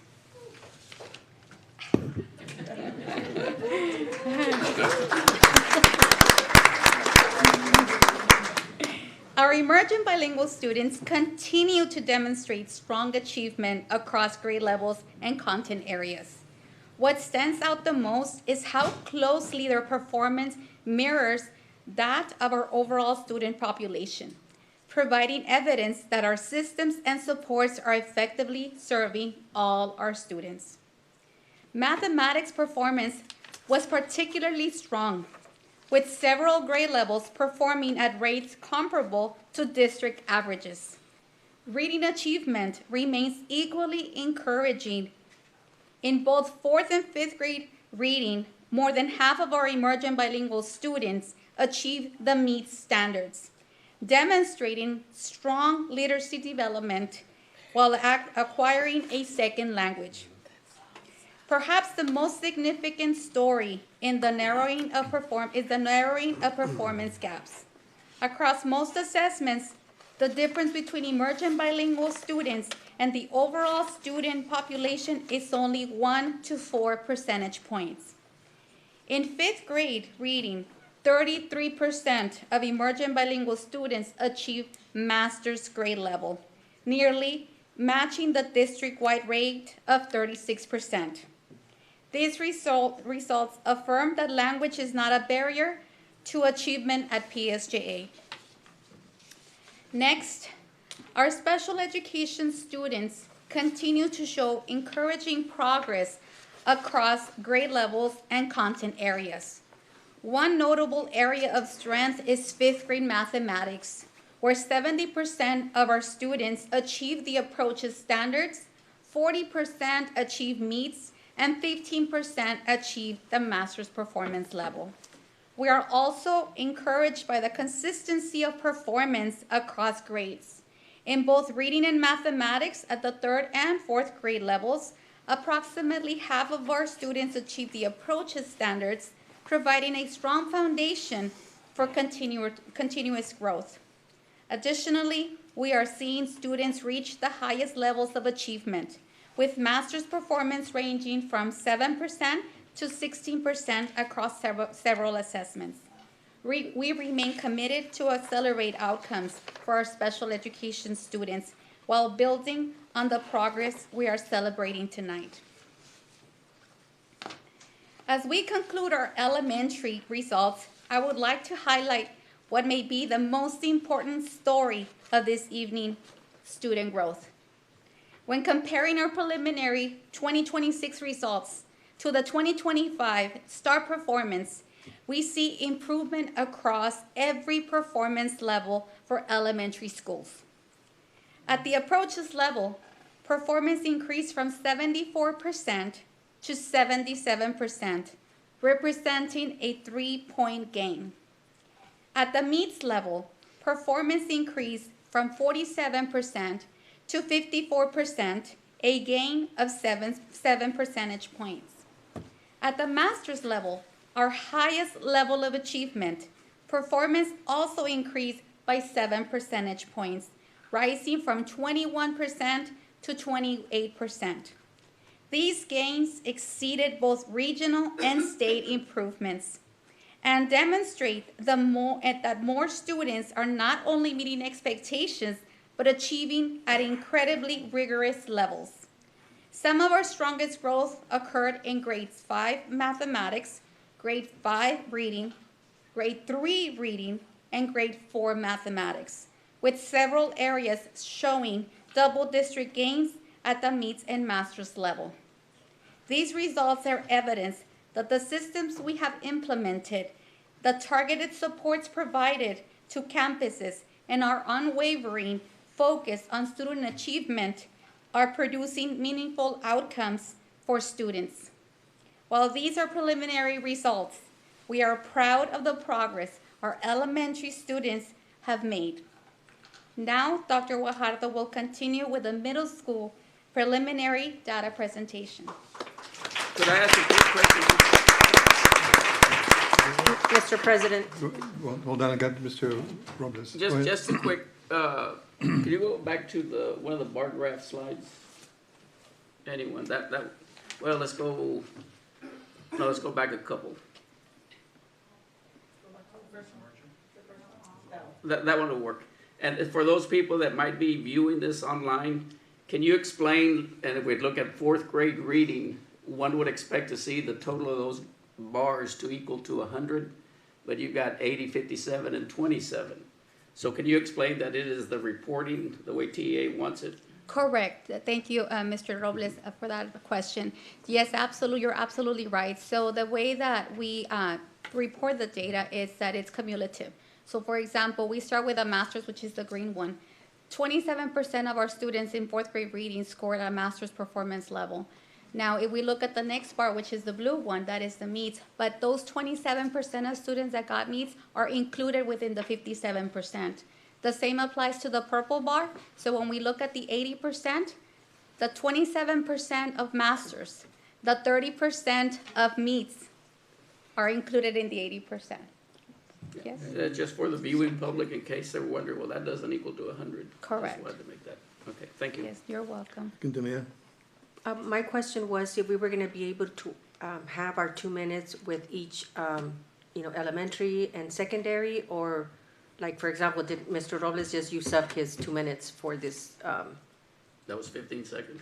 I know, but based on the rules, once you speak up and then you hand off, you've lost the rest of your 2 minutes. I would say 2 minutes for each section. Well, that's up to the Yes. president. So, Mr. President, I have a comment for Ms. Hold on. Arredondo, Dr. Arredondo. Hold on, Ms. Gutierrez. Yes. Were you gonna ask a question to? Well, my That was question it? is, if I ask a question now, will I not be able to ask a question for secondary? Illegal? It's up to you if you want to determine, this is one agenda item, the presentation on the preliminary STAR results, but if you want to divide it up so that they can ask based on the presenter, that's your call, Mr. Board President. Yeah, okay, we'll do it. Do it. Okay, so Fine, 2 we'll do it minutes like for that. the elementary school results, and then another 2 minutes for the upper grades? Yeah, Okay. all right. I have a, hi, thank you for bearing with us here on this. Ms. Hold on, Ms. Quintanilla, Gutierrez. let me just remind you, Mr. President, that I raised my hand. I have no other way Yes. other than interrupting. So in the previous item that I spoke, I had my hand raised before Yes, Ms. I know it. Castillo, but you didn't acknowledge. gonna come back to you, If you can please Ms. pay Howard. attention, I would appreciate it. Okay, go ahead, Ms. Quintanilla. I already forgot. I'm just kidding. I'm just kidding. So I'm looking, I looked at this data, and let's take, for example, the all-student population, and then at the end, what you showed, the 2 years, you can move to that one. I was just comparing the numbers. So here, for where it says math, let's say 3rd grade mathematics, and you have 2026 STAR is 70%. But for 3rd grade math, on the all-student population, you have 69%. Did you round off, or are these based on 2 different numbers? Grade 3rd reading, you have 76, but over here you have 74. And grade 4th math is 75, but you put 76. We actually work with Ms. Sandra Serna today, and she updated this chart that you see before you. We went back and we updated, but I believe we didn't provide the most updated presentation to Dr. Davalos, because the last one we were working on and we printed, it does have the updated data, but based on what I see, it's not right. Okay. Like, if we go back to the first slide, can you go back, please? I believe there it is. We updated that information today, ma'am. I believe there it is. Maybe yes? The one on the chart is the one that's mostly updated, But not this- the graph, This one is, or not the. no? I thought I'm asking. I don't know. they should be. I did make sure to update this one to match the other one. Maybe it might not be updated. So if we look at 3rd grade math, for example, it's 70% approaches, 49% meets, and 25% masters. And if we go to 2 slides, it's 70, 49, 25. The data, okay, because the data that we received Yes, is not up to date. I Yes. mean, it's not the correct. most updated. The thing is that we keep receiving data, ma'am, that's why we call it preliminary data, because we keep receiving data, rescoring, also for ECR. So as Ms. Sandra Serna is putting together the data for us, we're updating it. And we wanted to bring the data that was the most up to date, and we wanted this particular table to match the graph. So that's what we updated for you. Well, these numbers on the table look better, so. Yes.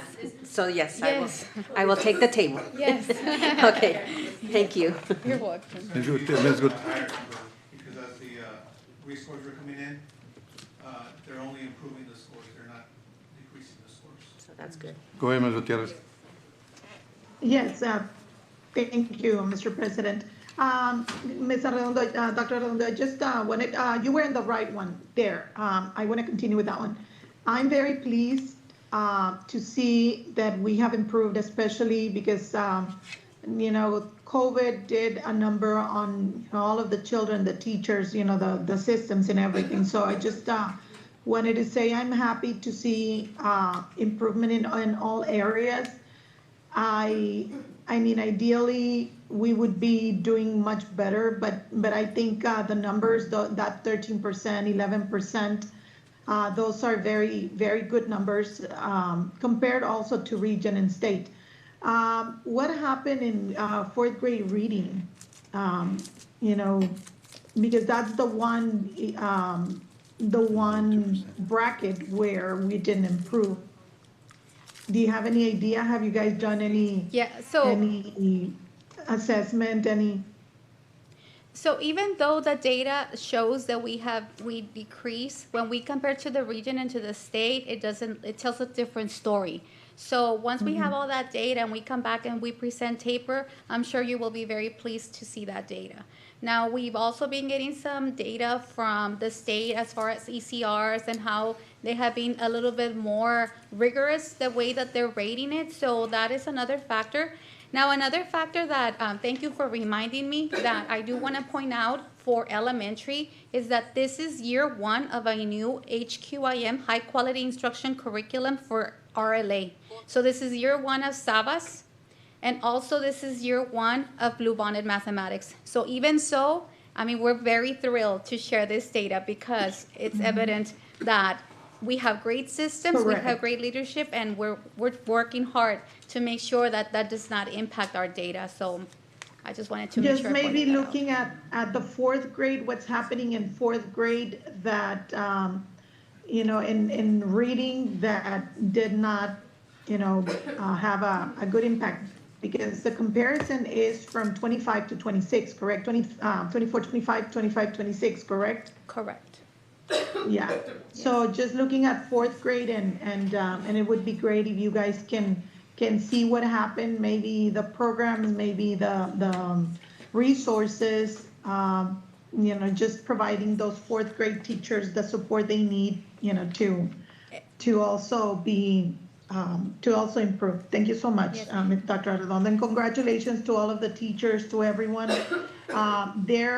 Despite all of the changes in legislation, the changes in funding, the changes and all the challenges, you know, despite all that, our teachers are the ones that work with the kids day to day, because we can provide them all of the great resources and all of the support. But the teachers, if a teacher is not implementing it correctly, you know, there's no effect. So congratulations to all of the teachers, you know, for all of the elementary, and I'm hoping to see same results or similar results with middle schools. Thank you. Thank you. Okay. You want to the next one? Thank you, Ms. Good job. Mr. Oh, hold President. on, I'm sorry. Ms. Castillo has a question. Again, I do want to thank everybody that has been involved in this, producing this awesome scores. And as I look at these scores, I don't look just at numbers, but these scores represent students. And it makes me feel good to see that we are providing the tools and the knowledge and the confidence for these children to succeed in life. And so thank you to all of you who have had a hand in this, because not only are they representing students, but the scores also represent the hope that our families have on they're counting on us to get their kids ready. And so I know that it's much more than meeting expectations, but giving these children a chance in life, and parents knowing that they can continue to trust us to give their children a just and fair education. Thank you all for all that you do. This is incredible work. Thank you.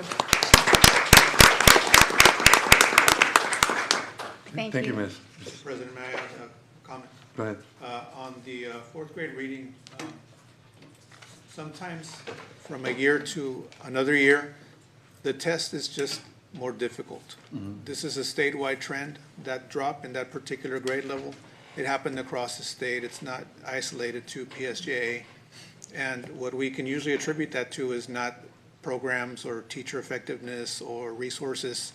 it's usually something about the test where you see that it's not just in the region, it's not just in the neighboring districts, it's across the state, there's a uniform drop. That's probably what happened in this case. But what I want to draw your attention to as a board is as we present by level, looking at the district performance compared to the region and the state performance, because this is something that's really never happened in PSJA as consistently and uniformly. And it's a great credit to our teachers, our students, and all of our PSJA staff. So I think that really needs to be celebrated. You see that we're well above the state and above the region across all performance levels. Thank you for that, Dr. Marquez, and thank you. I also want to add one more thing. Sorry, it's just keeping it. Anytime you initiate new curriculum, you're always going to have, the score's going to go down. Anytime, new curriculum. We're not showing that. So I just want to commend all of you for that, because that's very hard for you to do. So congratulations on that. Thank you so much for that. Thank you. And I do want to thank Dr. Arredondo, because I'm glad that the elementary presentation showed such positive improvement, right? Dr. Gonzalez started first with our early childhood foundation, our elementary showing tremendous growth, and you're going to continue to see that trend in the middle school and high school. Super excited about that. So Dr. Elias, President Rodriguez, and Board of Trustees, I'm now going to be presenting, transitioning into our middle school results. And I also want to begin by recognizing the outstanding work of our middle school campus leaders, who many of them are probably watching right now, and just as excited as all of us will be at the end of this presentation. Our coordinators and specialists who are here, they do an amazing, amazing job supporting our teachers and our students and our leaders on campus. So a lot of it is their work. Our dedicated teachers that put in the work every single day in those classrooms, our support staff at every campus, and especially our students and our families. In the next slide, these preliminary STAR results demonstrate strong student achievement across multiple content areas. We continue to see particularly impressive performance in Algebra 1, where 100% of students achieved the approaches level and 96% achieved meets grade level. Our grade 8 reading results remain a significant strength, with 86% of students reaching approaches and 57% reaching meets performance. Grade 8 math, grade 8 science, grade 7 reading, and grade 6 reading also show solid performance, with well over 50% achieving meets performance. And that's that on-grade level work that we hope for all of our kids. Well over 50% of our students are performing there. Another area worth celebrating is the notable improvement in social studies performance, which is an area we've been focusing on for several years. And as Dr. Marquez mentioned, that comparison to the state and the region will be shared later on with every specifics, but we will see dips sometimes in certain contents, but not at PSJA. These results reflect the effectiveness of our instructional systems, personalized interventions, and the commitment of our educators to ensuring student success. On the next slide, as we examine the performance of our emergent bilingual students, it's important to recognize that these students continue to achieve at levels that closely mirror the performance of our overall student population in many areas. For example, emergent bilingual students achieved 96% meets grade level in algebra, matching the performance of the overall student population. In grade 8 math, meets performance was 53% compared to 57% for our all students. And in grade 8 reading, meets performance was also 53% compared to 57% for our students. These results demonstrate that our emergent bilingual students are successfully accessing rigorous academic content while simultaneously developing English language proficiency. The relatively small performance gaps between this group and our overall student population reflect the effectiveness of our instructional supports, language acquisition programs, and targeted interventions. On the next slide, we will highlight the performance of our special education students and showcase several areas of notable strength when compared to our overall student population.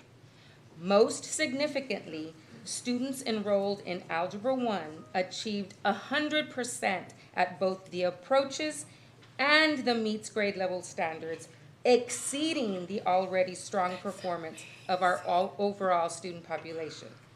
This demonstrates that students receiving special education services can excel in rigorous coursework when provided with the appropriate supports and instructional opportunities. We also see that encouraging performance in grade 8 math, where 59% of special education students achieved approaches compared to 80% of all students, and in grade 8 reading, where 64% achieved approaches compared to 86% overall. While achievement gaps remain, these results reflect meaningful progress and increasing access to grade level content. Perhaps most importantly, when we compare our special education results to the overall student performance, we see evidence that our inclusive practices, intervention systems, and collaborative instructional models are producing positive outcomes for students. This next slide provides one of the most important perspectives in our presentation: the comparison of our performance from 2025 to 2026. Across the district, you'll see the gains and sustained achievement levels in key middle school assessments. When combining the performance of all middle school students across assessed subjects and performance levels, PSJISD outperformed both the region and the state at every single performance level.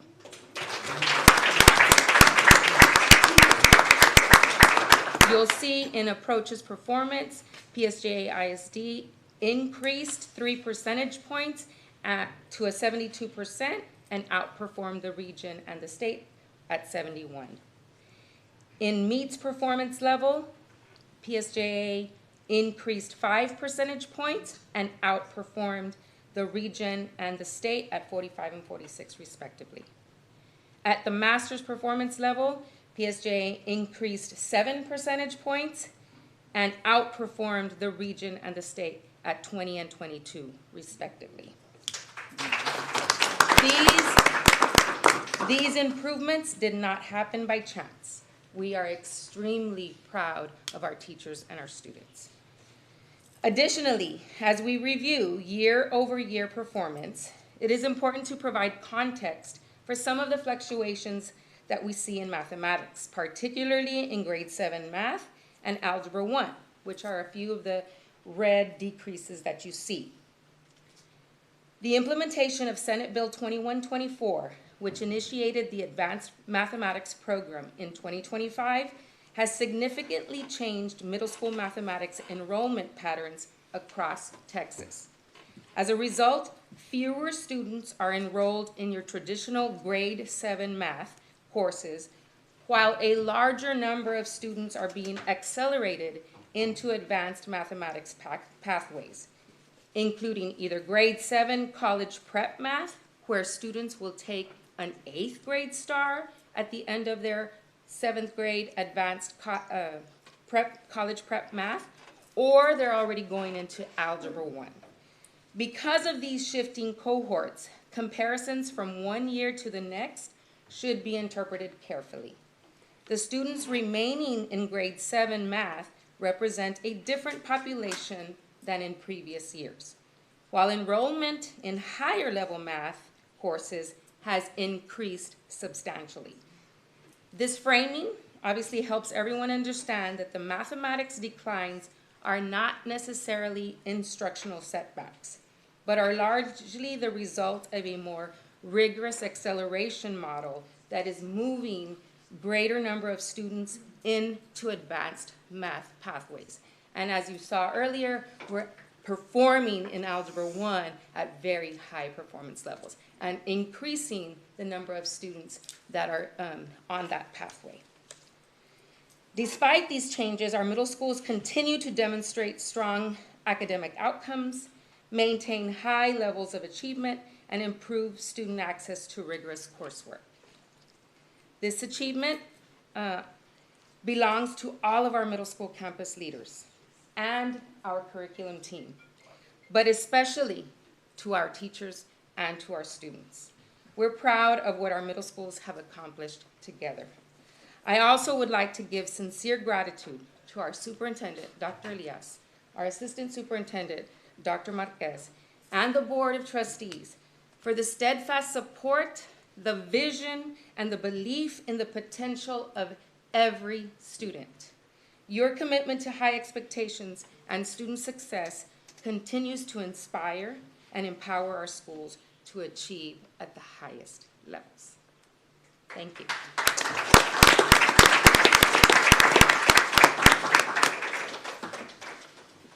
Now I'll Any turn it over to, questions?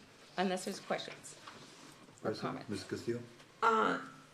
Dr. Guajardo, Yes, my question is, when you're saying that the exams are more rigorous, so for next year, are we aligning our curriculum to ensure that we're So not necessarily meeting- are the exams more rigorous.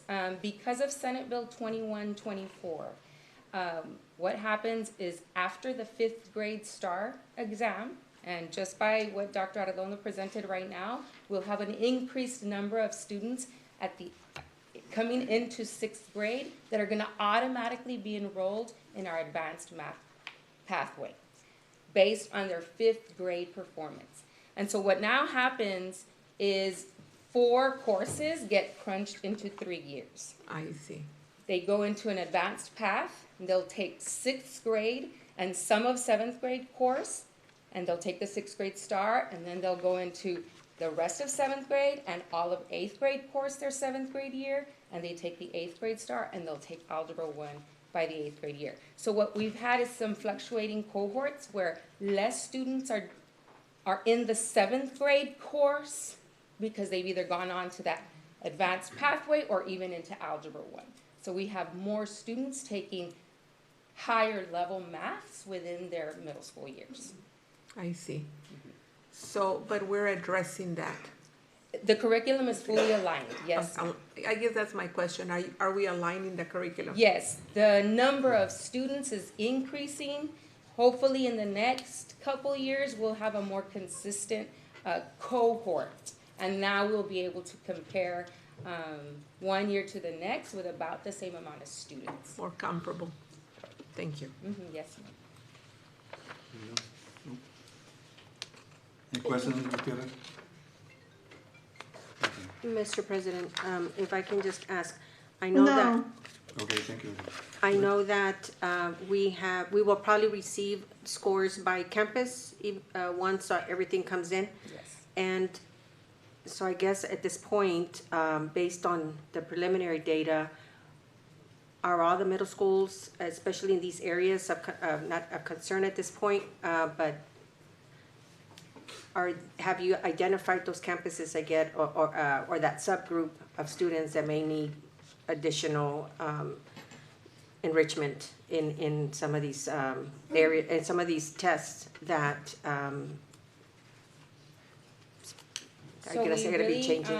have not received any campus rating, but by just looking at the performance for each campus, our middle schools are very high performing. Oh, that's what I wanted to hear. Thank you. Yes. Very good. Okay. Okay, now Dr. Lewis.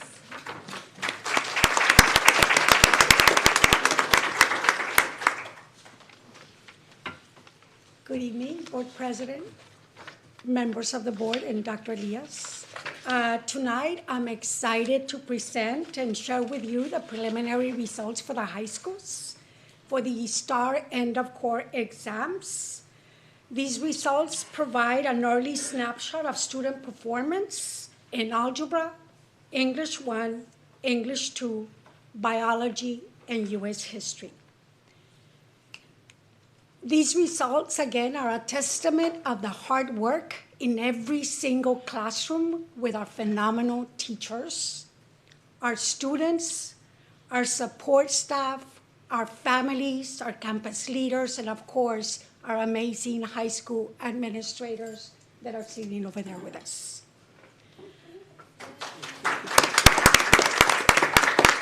As we prepare for the 26-27, because we're already planning school year, we will continue using this data and more data as we gather more data to inform our curriculum, our campus targeted improvement plans, strengthen instructional practices, monitor student progress, and allocate resources strategically at every single campus for every single student.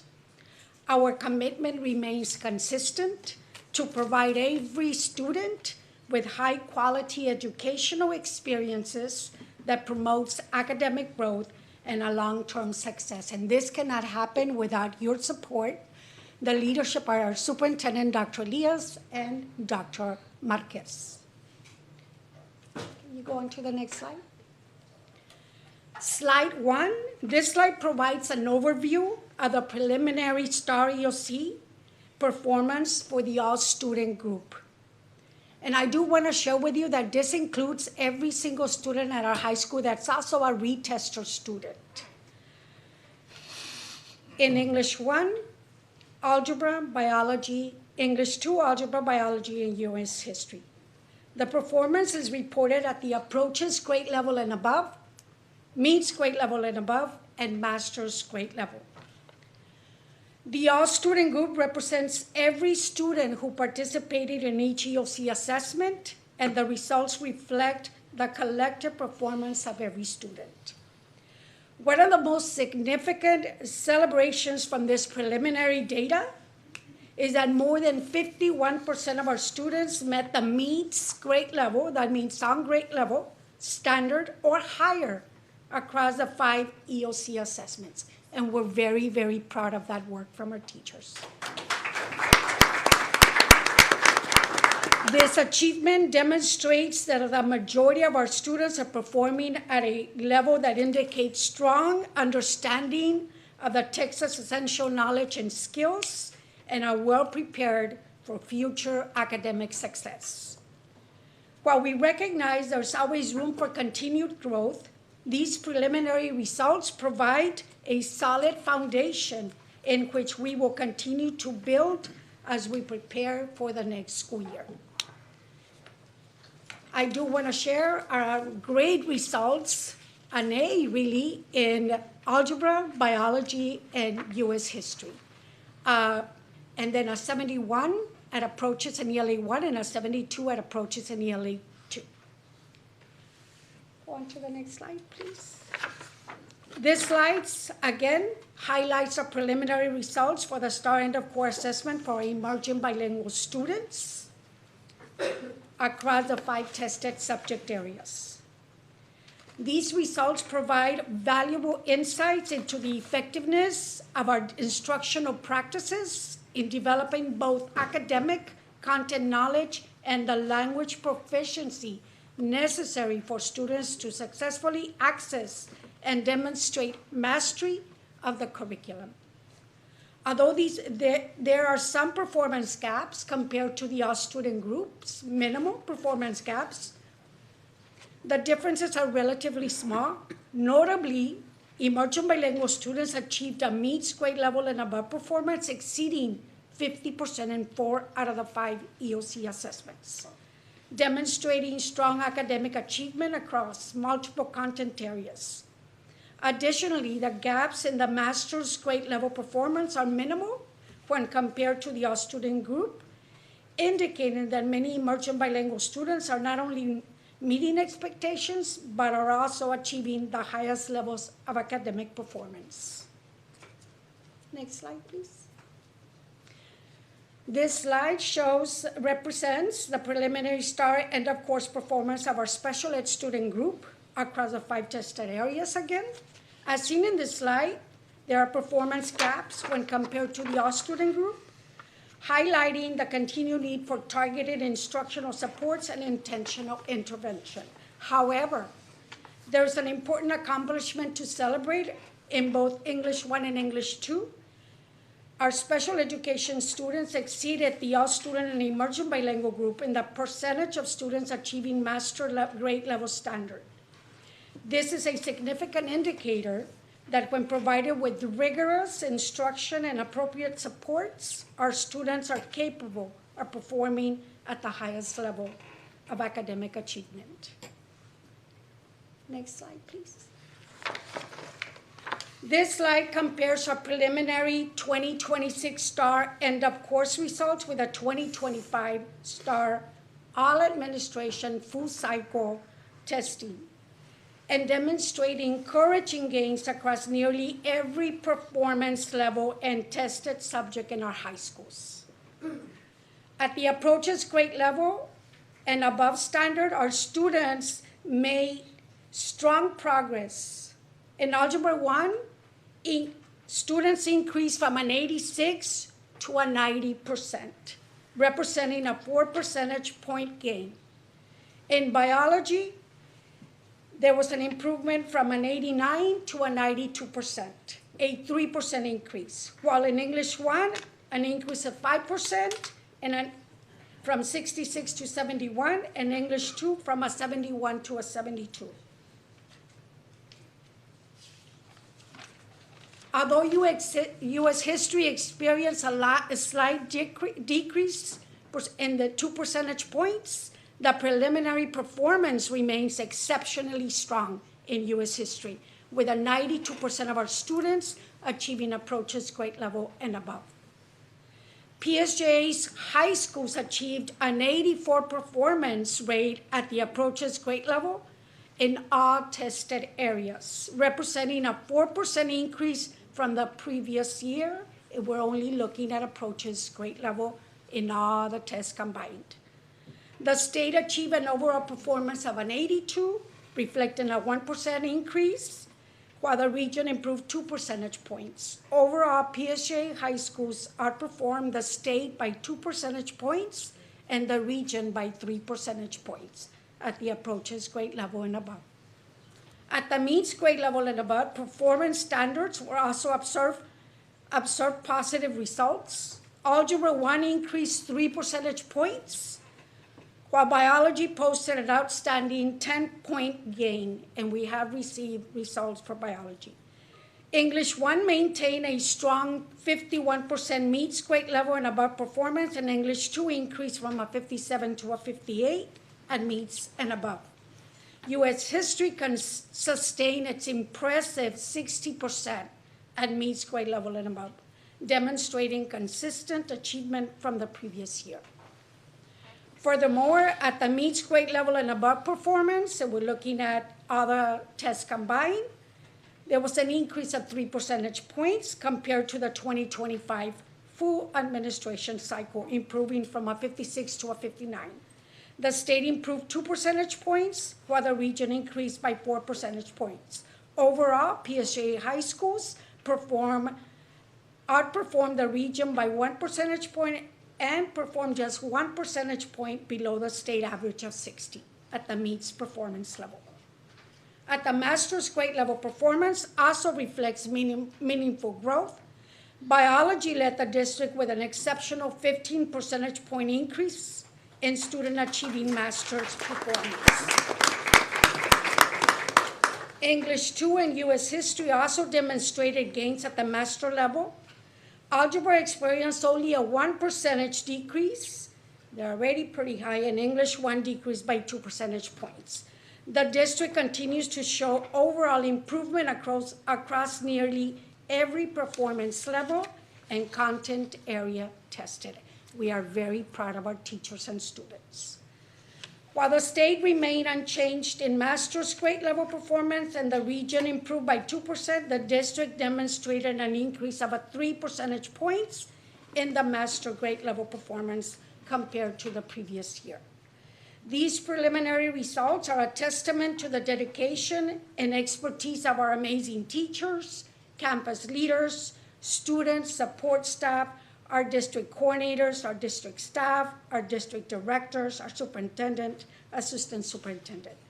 They reflect the impact of a strong curriculum, collaborative learning communities, targeted interventions, strong monitoring practices, and relentless focus on high-quality instruction.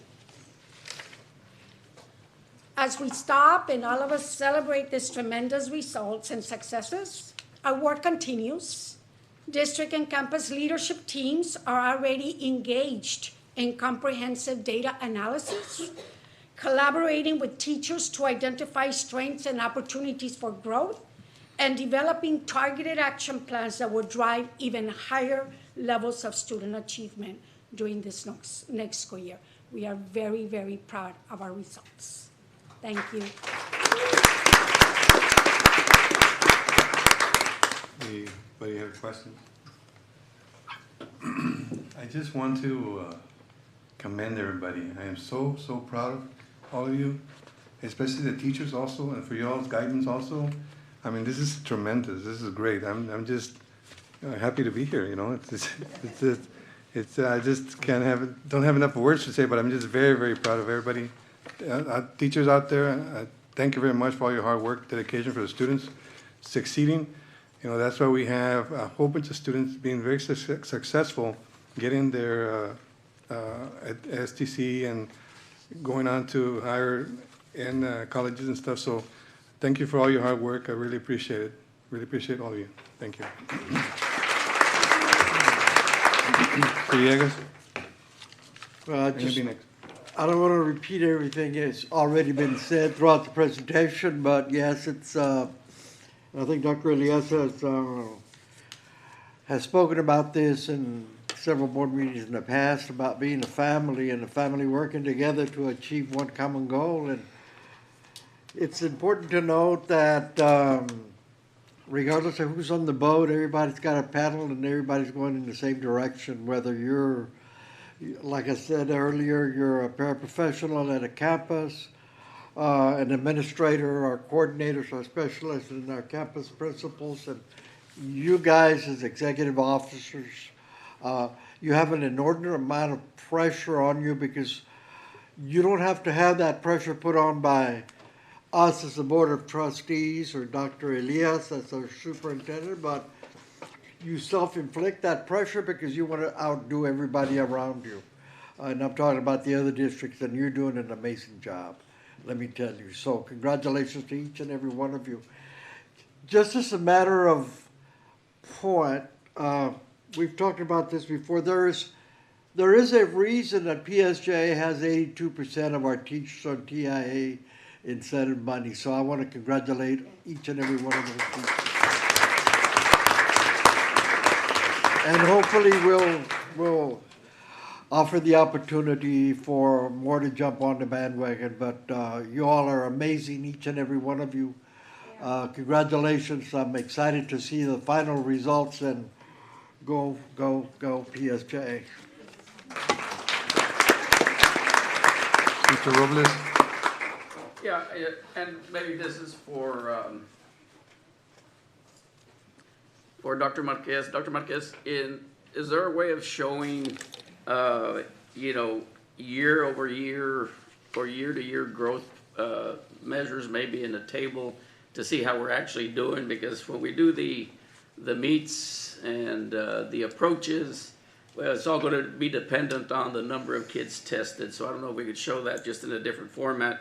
But no, congratulations to everybody for your hard work and dedication. And I know what it takes, you know, because I've been there. Even though, you know, we weren't a subject that was tested, but we were always supportive of the efforts of all the core areas. So thank you for your work. And maybe we can just look at that information as we move forward and match those to our goal progress measures, the board's measures. So. Yes, sir. We actually have that. We've shared it in a prior board meeting, but I'll be glad to email that to all of the board members because I think you'll be very impressed with the trajectory that our district has been on in the last 3 or 4 years. We always compare ourselves to the district, to the region, and the state. And we've always been kind of clobbered by both. We've always been kind of like the little stepbrother. But I think every year we've gotten better and better, and I think this is the year that we've stepped up and really become the leader in those comparisons. So I'll send that to you, and we're excited to share how the final report comes out. Thank you. Mr. President? Go ahead, Ms. Quintanilla. Yes, I'm pretty sure, Dr. Marquez, you will be sending that out to the entire board? Of course, yes. Yes, and I do want to applaud everybody. I know kind of what Trustee Robles said is that he wants to see the scores, I guess, compare apples to apples. However, the accountability system is set up so that it compares, prior year's performance to this year's performance. And I'm getting questions as far as, if it's only approaches, how can we be so happy about just being approaches and then meets, right? And we should be focusing on meets and masters. But that is the rating that the state has set. So for that reason, and that is how we measure, and I am very grateful for the progress that it's being demonstrated across all grade levels. And even then it's not easy. Kind of like Trustee Robles, I've been there, right? I worked with some of you while I was the dean, and it was all about testing. So I know what that requires. So I do want to thank everybody here for taking that lead, but I definitely want to thank every single teacher at every campus who is in a testing area and or outside a testing area, but supports the entire campus. I do look forward to seeing the ratings per campus so we can see what the individual growth was in each campus and or identify those campuses that may need additional support. I am always very grateful for that hard work that we have to increase our scores, but we always have to keep in mind our students, our at-risk students, and see what we can do with those subpopulations to go ahead and bring them up as well. It's not that I'm always picking on certain groups, but having been a dean of instruction and having always had an emphasis on all the special pops, I want there to be also some major progress in not just showing, let's say that their scores are high, but making sure that there is substantial support for those special populations. So once again, thank you so much, and continue the great work at the campus levels. I know that's where the rubber meets the road, and everybody here for supporting our teachers, teacher aides, everybody at a campus. Thank you. Mr. Board President? Anybody else? I just have a comment. You've been next, Ms. Gutierrez. Go ahead. As human beings, I think we thrive on success, and so this is a good success to celebrate. And we not only celebrate scores, but we celebrate a brighter future for our families, for our students, and for our community. So congratulations to all of you. And again, we keep focusing and mentioning the teachers. Yes, the teachers, because they're there every single day working with those kids. And it's just amazing the caliber of teachers that we have. And I keep saying compassionate, passionate, compassionate, and talented. So again, thank you, teachers out there, for all that you do. And thank you for their significant others, because a teacher is an incredible teacher when she's got the support at home. So it's, again, it's the whole family unit. So thank you, everyone, for really working hard for little human beings and big human beings. So thank you all. Ms. Gutierrez? Ms. Gutierrez? Yes. Go ahead. Yes. Is Dr. Marquez still there? Yes. Yes. Dr. Marquez, do all of these scores, for especially for high school, middle school and high school, do the retester teachers have anything to do? Are they included, or, you know, do they contribute in any way to the Yes. scores that we just saw? Of course, yes, at the high school, the retester students are included, and the efforts of the retester teachers, of course, help the students prepare for the exams.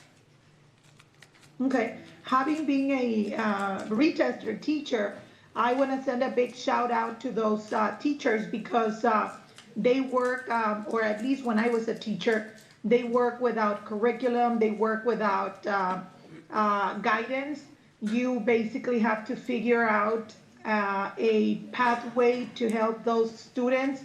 So I want to send all those teachers a big shout out because I know they spend a lot of time figuring out what it is that the students that are not passing the test need, you know. So just wanted to make that comment. And again, like I said earlier, congratulations to all the teachers, to all of the EOs, to everyone that contributes to, you know, the student success.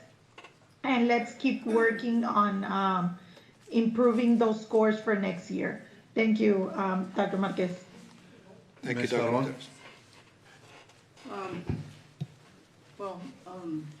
Being a member that does not have a background in education, you know, these graphs really say a lot.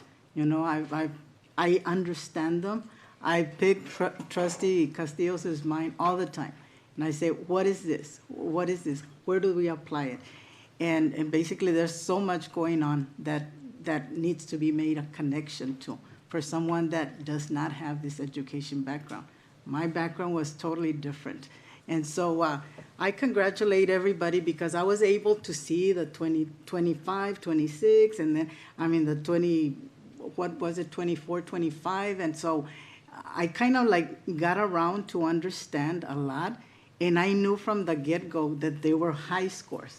I mean, just seeing those bars so high and seeing even hundreds, you know, was a blessing to us because, I mean, there's a lot of work that makes those graphs grow.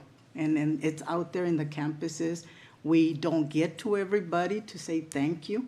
Thank you for everything that you do day in, day out, you know, and with the help of EOs, the help of coordinators, the help of everybody around them that makes these things happen. So congratulations to everybody.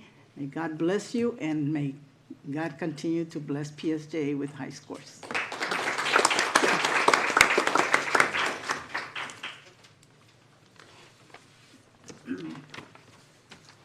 Yes, Mr. President, just to make a quick comment.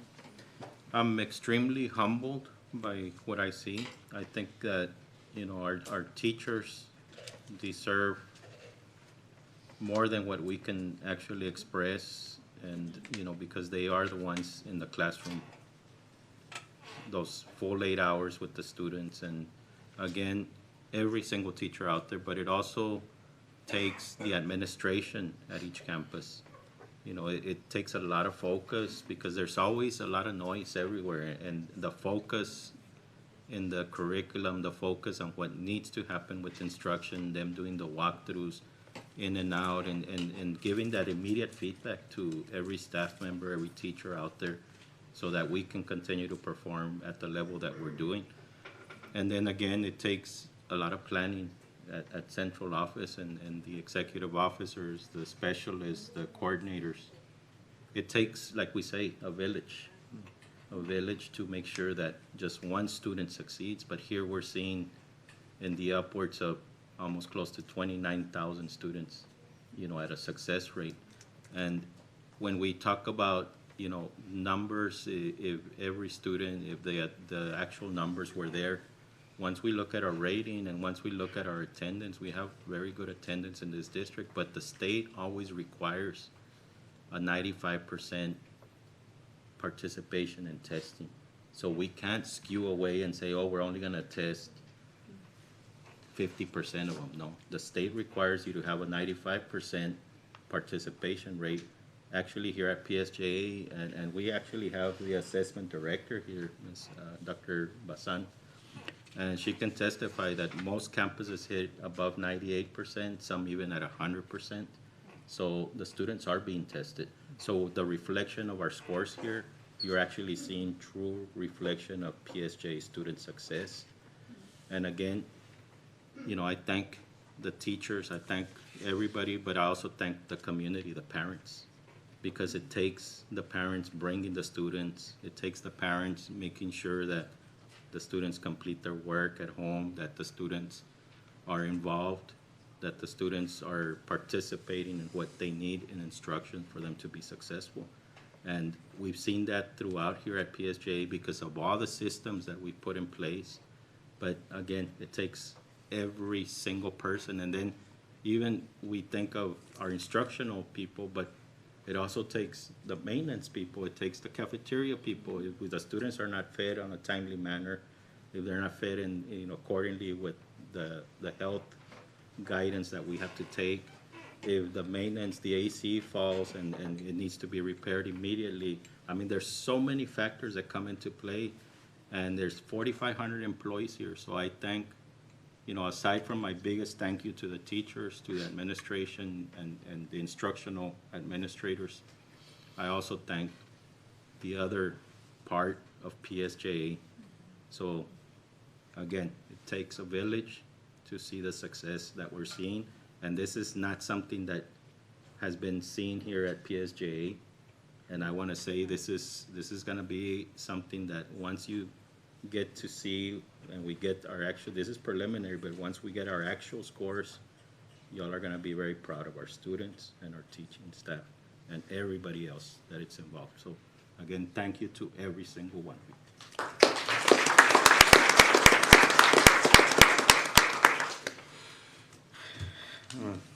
Trying to come down from all that high. Going on to the next presentation? Yes, Mr. President, the next one is a presentation on school operations, and it's item A under 9, item 9. And it's a presentation on the PSJ ISD seatbelt requirements, Texas Senate Bill 546, school bus seatbelt safety. Oh, you still have, Well, we have one more presentation. The district improvement plan? oh, I almost skipped, and then I just mentioned that she was here. Sorry, I apologize. Then I'm jumping to the next one. So I'll go back, it's under still curriculum and instruction, letter C, presentation on the district targeted improvement plan. Thank you, Dr. Elias. And that group that's leaving was also a big part of what we're going to talk about now. So needless to say, it's been a very, very good year academically.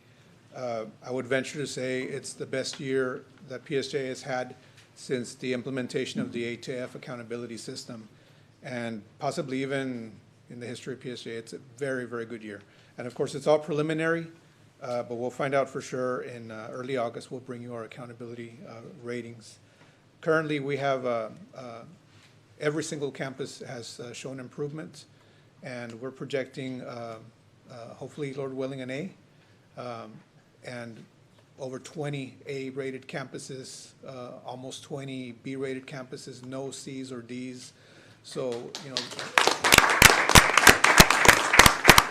and of course, it's a huge feather in our cap to be leading in so many areas over the region and the state. So the things that we stood before you a couple years ago and told you were our goals, we're starting to see that fruit, taking place. So it doesn't happen by accident, it happens by design, and that's what this next part is about. We have something called the Targeted Improvement Plan that we practice in our school district at the district level, first of all, with all of our leadership team, but also at every single campus. They look at their data and they look at their needs, and everybody in PSJA is well-versed on the state accountability system. I would venture to say that in other districts, you can't say that about every teacher, about every administrator, definitely. But the state accountability system is complex. It's not simple. It rewards, of course, students passing at approaches, but it also rewards academic growth, and it rewards closing the achievement gap with our subgroups. And not just at approaches, it's at the meets level. So it's a comprehensive system that to earn an A under that system, it really takes a lot. It takes systemic practices and a system of data analysis that has to be very, very intentional. And that's what our district does in developing the district targeted improvement plan.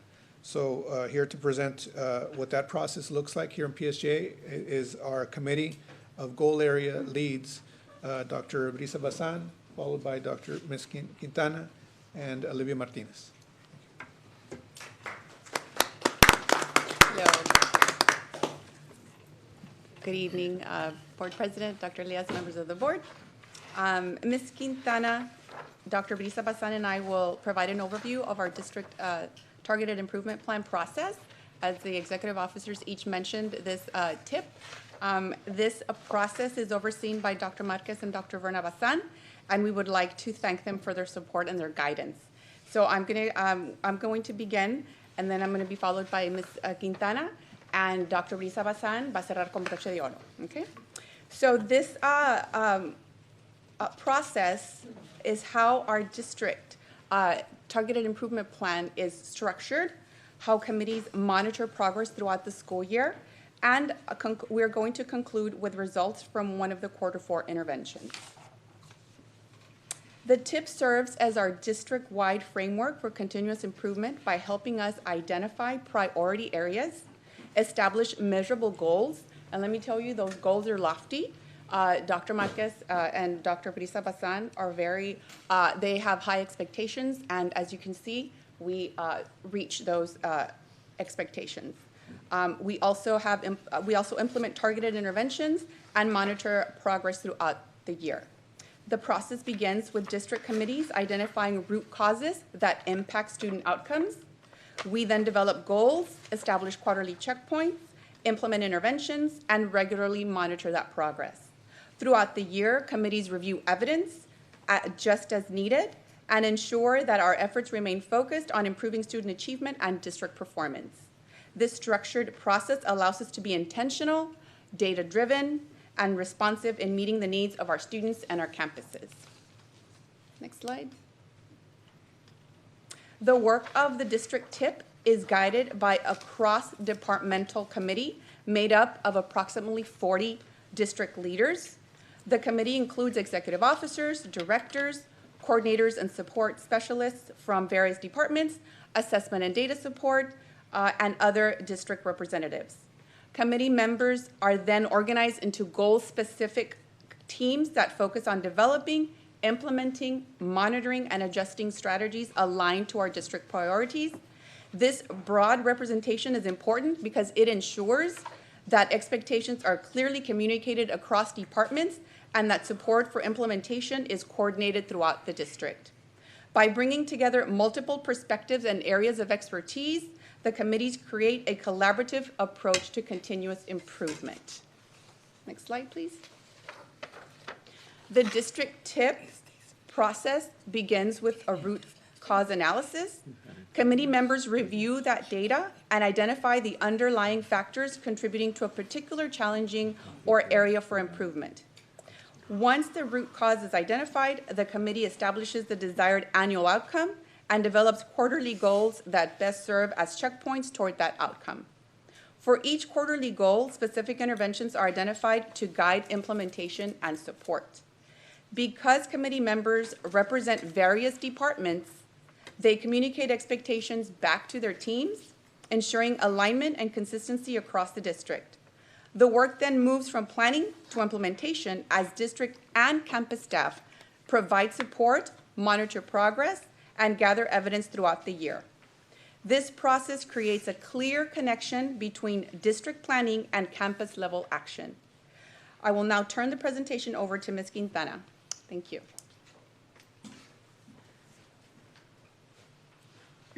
Good evening, Board President, Dr. Elias, members of the board. I'll continue with the slide on quarterly goals and interventions. So part of the TIP, we do have quarterly checkpoints, which help the district take manageable steps towards the annual goal.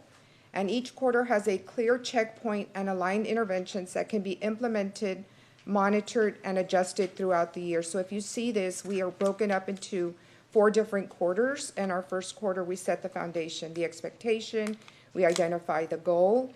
And then the second quarter, we check the early progress. The third quarter, we deepen supports. And then the fourth, we review the final progress. Quarterly goals give each committee a way to monitor momentum before the final accountability outcome, and interventions define what the departments and the campuses will implement and how this support will follow through. So monitoring the implementation and the progress, right? In the middle, we have the quarterly accountability. Here, this happens 4 times a year, and I should say that this has already been established for this year. So we already have those checkpoints set on the dates. And each goal committee provides a brief PowerPoint update to the full district TIP committee. And I think we're scheduled to present this, I think it's the day we come back, July 23rd. So that's already set. And updates include progress towards a quarterly goal, the implementation, how it's going to happen, the evidence, the monitoring, adjustments, and campus support. So again, we start with the implementation, right? The interventions are carried out by the departments, by the campuses that are established. We monitor through the checkpoints. So the progress is reviewed through data, observations, and artifacts, and we adjust if necessary. So the committee identifies the next steps and needed supports, and then we present this so each goal committee shares whether the quarterly goal was met. So we have 3 different goals as part of the TIP in the district. So part of this collection, we establish evidence, right? We have to collect artifacts, and the artifacts document the implementation, the support reflection, and inform adjustments throughout the year. So here we see the quarterly meeting cycle. We have summer planning, which that already took place, so we're kind of ahead of the game, right? We schedule our quarterly reviews, the progress updates, and then we do the adjustments. Some of the artifacts that we collect as evidence as part of every TIP goal, we collect agendas and sign-in sheets. If we say we're going to do something, where's the evidence that it occurred? Planning tools, different templates that are connected to our TIP, any monitoring forms, data summaries, and training and support survey for teachers and staff. I know that Brisa's going to cover that. But we also have evidence such as videos and photos that it's actually happening in the classroom, so that the artifacts create a consistent picture of implementation, the progress, and the next steps across the district. And I just want to add, right, in case I don't get the mic back after this, but so our tip is really, we do include, and I know that we talked, I know that Verna Bazan kind of oversees the whole thing, probably under her duties, right? But the other executive officers, as well as Dr. Marquez, participate in the tips with us. It's not just divided by content specialists and people from the bilingual department or the special education department, but they sit with us and also take part in the tips and in the tip goals, and they challenge our thinking. And sometimes we think, well, 70%, well, why? And, no, it has to be higher than that, right? And also some of the walkthroughs that we do with, we've done with Dr. Marquez and some of the focus schools, we see evidence of the tip language, the artifacts, where the students have their student trackers or the teachers have their lesson internalization guide, some of the things that we're creating to help support those goals. So we know that it's working, right? And a big shout out also to our content specialists that have left, right? Publicly recognizing them because they put a lot of energy and effort in ensuring that the scores are up there, right? And ultimately, we reflect student achievement, but I think it's part of this tip. I think that it's helping show growth. So I'll turn it over to Brisa. Good evening, Board President, Dr. Elias, and members of the board. Thank you for allowing me to and us to present to you this evening. As Ms. Quintana shared, artifacts are very important because they provide evidence of what's going on and what's happening across the district. One of the artifacts that is aligned to Goal 1, which we would like to highlight this evening, is the Training and Support Survey. This survey allowed district leaders to hear directly from 458 respondents, which included teachers, CLLs, coordinators, and campus administrators about the support that they received throughout the year. We were very encouraged by the results and are pleased to share them with you this evening. Respondents were provided statements and were asked to rate each statement using an agreement rating scale. For example, for the first survey statement, respondents were asked to rate whether they received the training and support needed to effectively implement the district-provided curriculum. As you can see on this slide, 83% agreed with that statement, agreed or strongly agreed. The second statement focused on lesson internalization. For this statement, 84% of the respondents agreed and strongly agreed that the lesson internalization processes help them better plan instruction aligned to grade level expectations. The next two statements focused on professional learning and leadership support. The third statement, 86% of respondents agreed or strongly agreed that professional learning opportunities supported their instructional practices. And 86% of respondents agreed or strongly agreed that campus and district leadership monitored implementation in a way that was supportive and helpful. Next slide. The positive results continue across the across the survey for feedback, instructional resources, and targeted support. 85% of respondents shared that feedback through walkthroughs, coaching, and observations helped improve instruction. 84% reported that the district curriculum and instructional materials were practical and useful for classroom instruction. One result that we're especially proud of is that 88% agreed or strongly agreed that district and campus improvement strategies were implemented consistently at their campus. This shows that the TIP is not simply a plan on paper that is being put into action across all PSJA campuses. In addition, 85% shared that they received targeted support when instructional needs or student performance concerns were identified. And next slide, please. In this slide, you can see the results for overall impact and support, where 84% of respondents agreed or strongly agreed that the supports provided this year helped improve student learning and achievement. And 85% said that overall they felt supported by district and campus initiatives designed to improve instruction.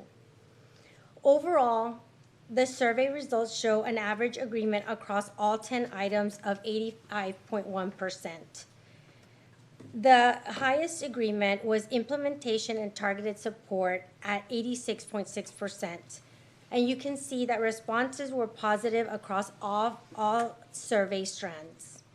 Overall, the survey results indicate that staff view district and campus supports as beneficial to instruction and student outcomes. Lastly, I'd like to share a few comments from respondents that reflect their appreciation for their support, their guidance, and the resources provided throughout the year. For example, one said that the TIP helped as a roadmap to help student achievement. Another stated that instruction and training provided by our district leaders was very helpful. And the district and campus administrators consistently provide the support and resources needed to help to maximize student success.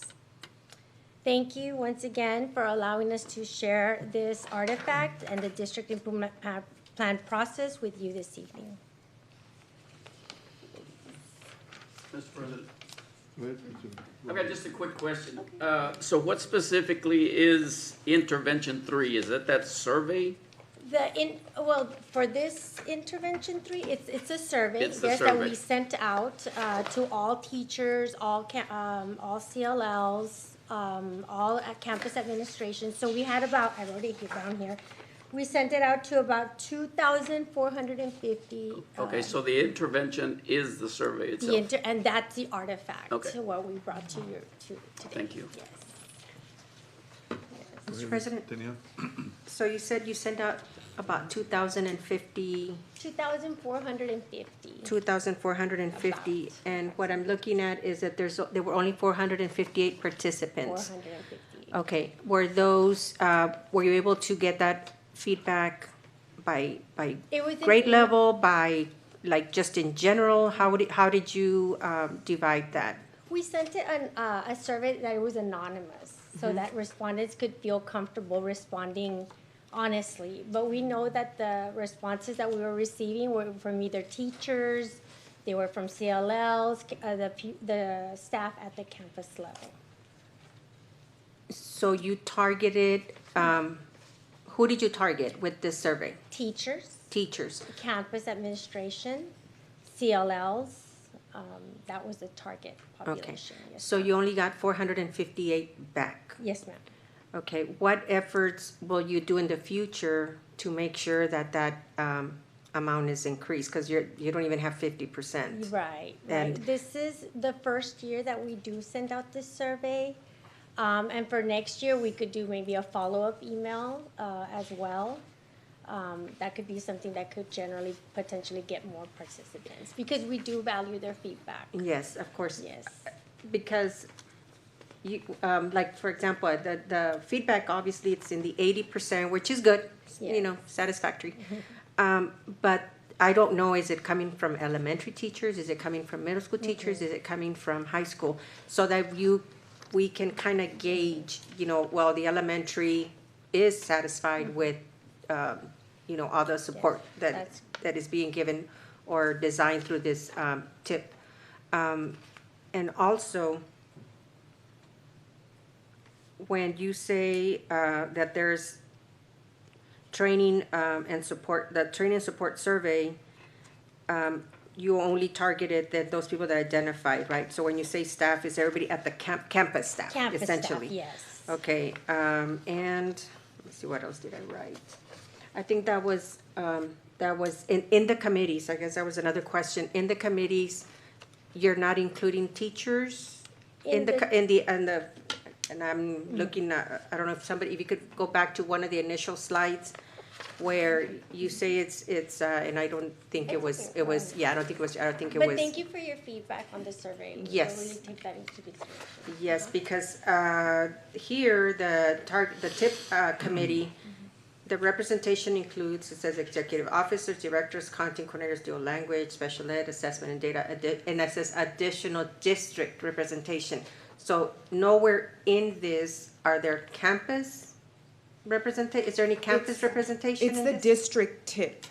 So the campus has their own campus improvement plan. Yeah, so this is the district where we highlight those 3 areas of need within a district as a whole.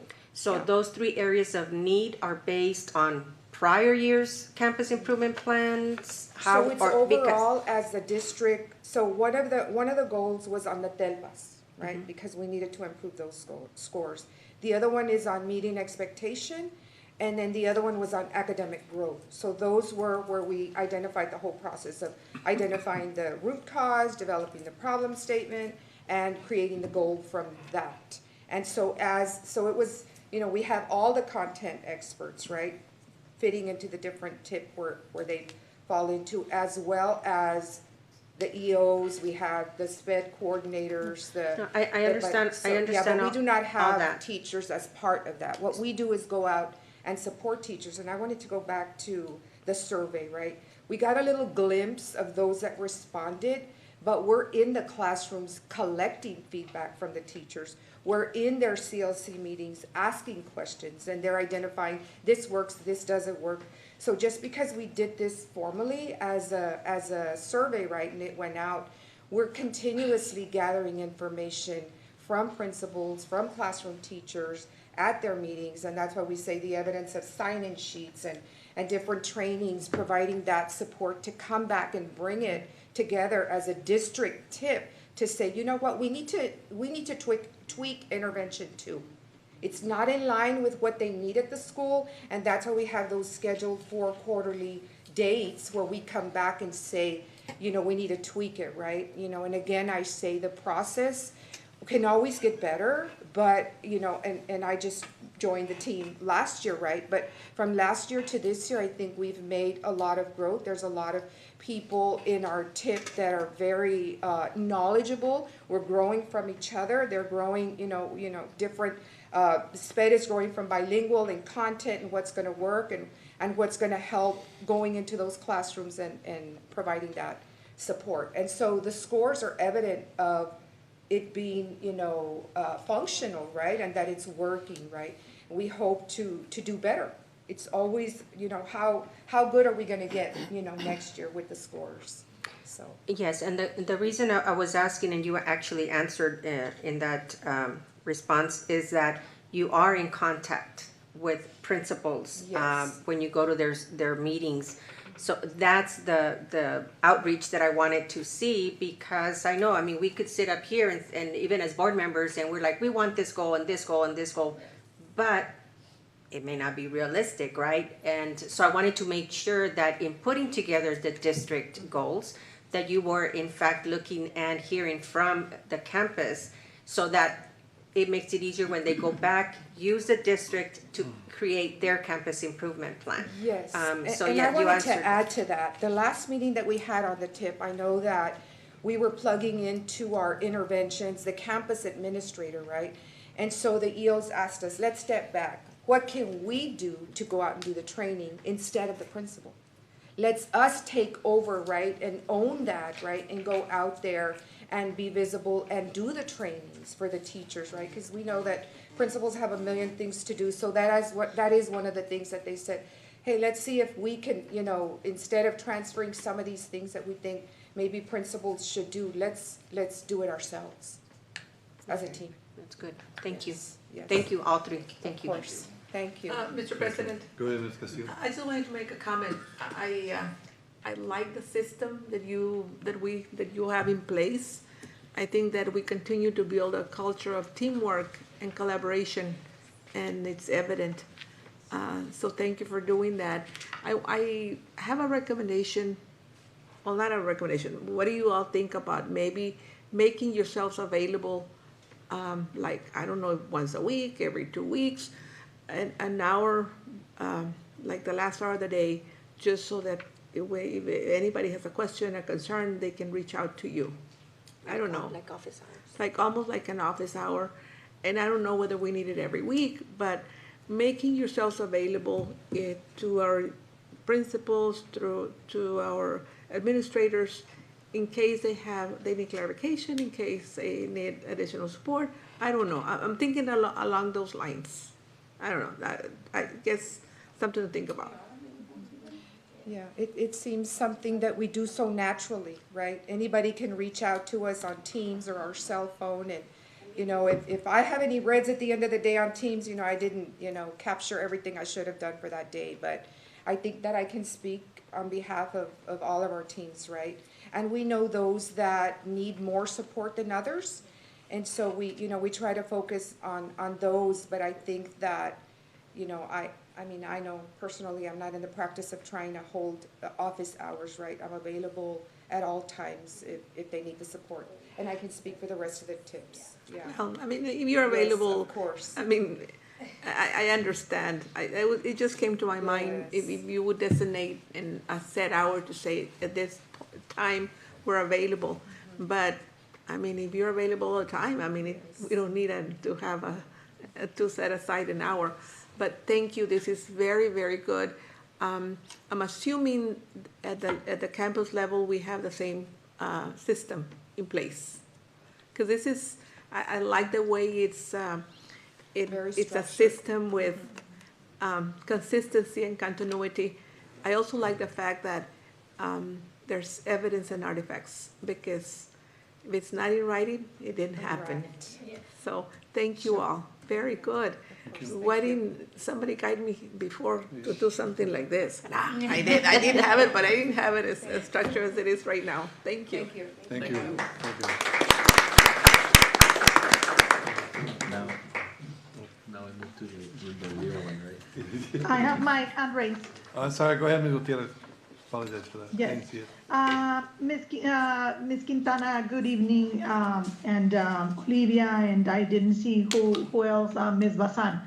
I have several questions. Did we have any campuses that triggered the implementation of the plan? I wrote the questions I had in advance. Did we have any campuses specifically that triggered I guess special help, as a school? because of their scores, because of, I know that we have several schools who for a few years have been trying to improve their, not the star scores, but their rating. So did we have any schools that triggered using the improvement plan with them? Yes, Ms. Gutierrez, this is Dr. Marquez. To answer your question, we did have every campus that was rated a C and our one campus that was rated a D was identified as soon as we got the data in a year ago. And as has been our custom, we provide additional targeted support to those campuses. We're excited to show you when we come back in August and we get the final results, the outcomes for each of those campuses, because each campus in the last 3 years that we provided that additional support to has had substantial gains. And again, we're seeing the same thing, where even our lowest rated campus you're going to be impressed. They have preliminary right now an 11-point gain. So we go based on the data and wherever the schools are. We even had a couple of schools that were not C's, they were B's, but we felt like they had potential to do better. They had been formerly higher performing campuses. We provided them support as well, and they showed improvement also. Okay, and what are the triggers? What are the root causes? And I looked up some like attendance, teacher turnover, reading deficits, curriculum. Aside from that rating, and also from if you identified these issues or these triggers, were there any that require other departments to participate? And let me explain where I'm coming from.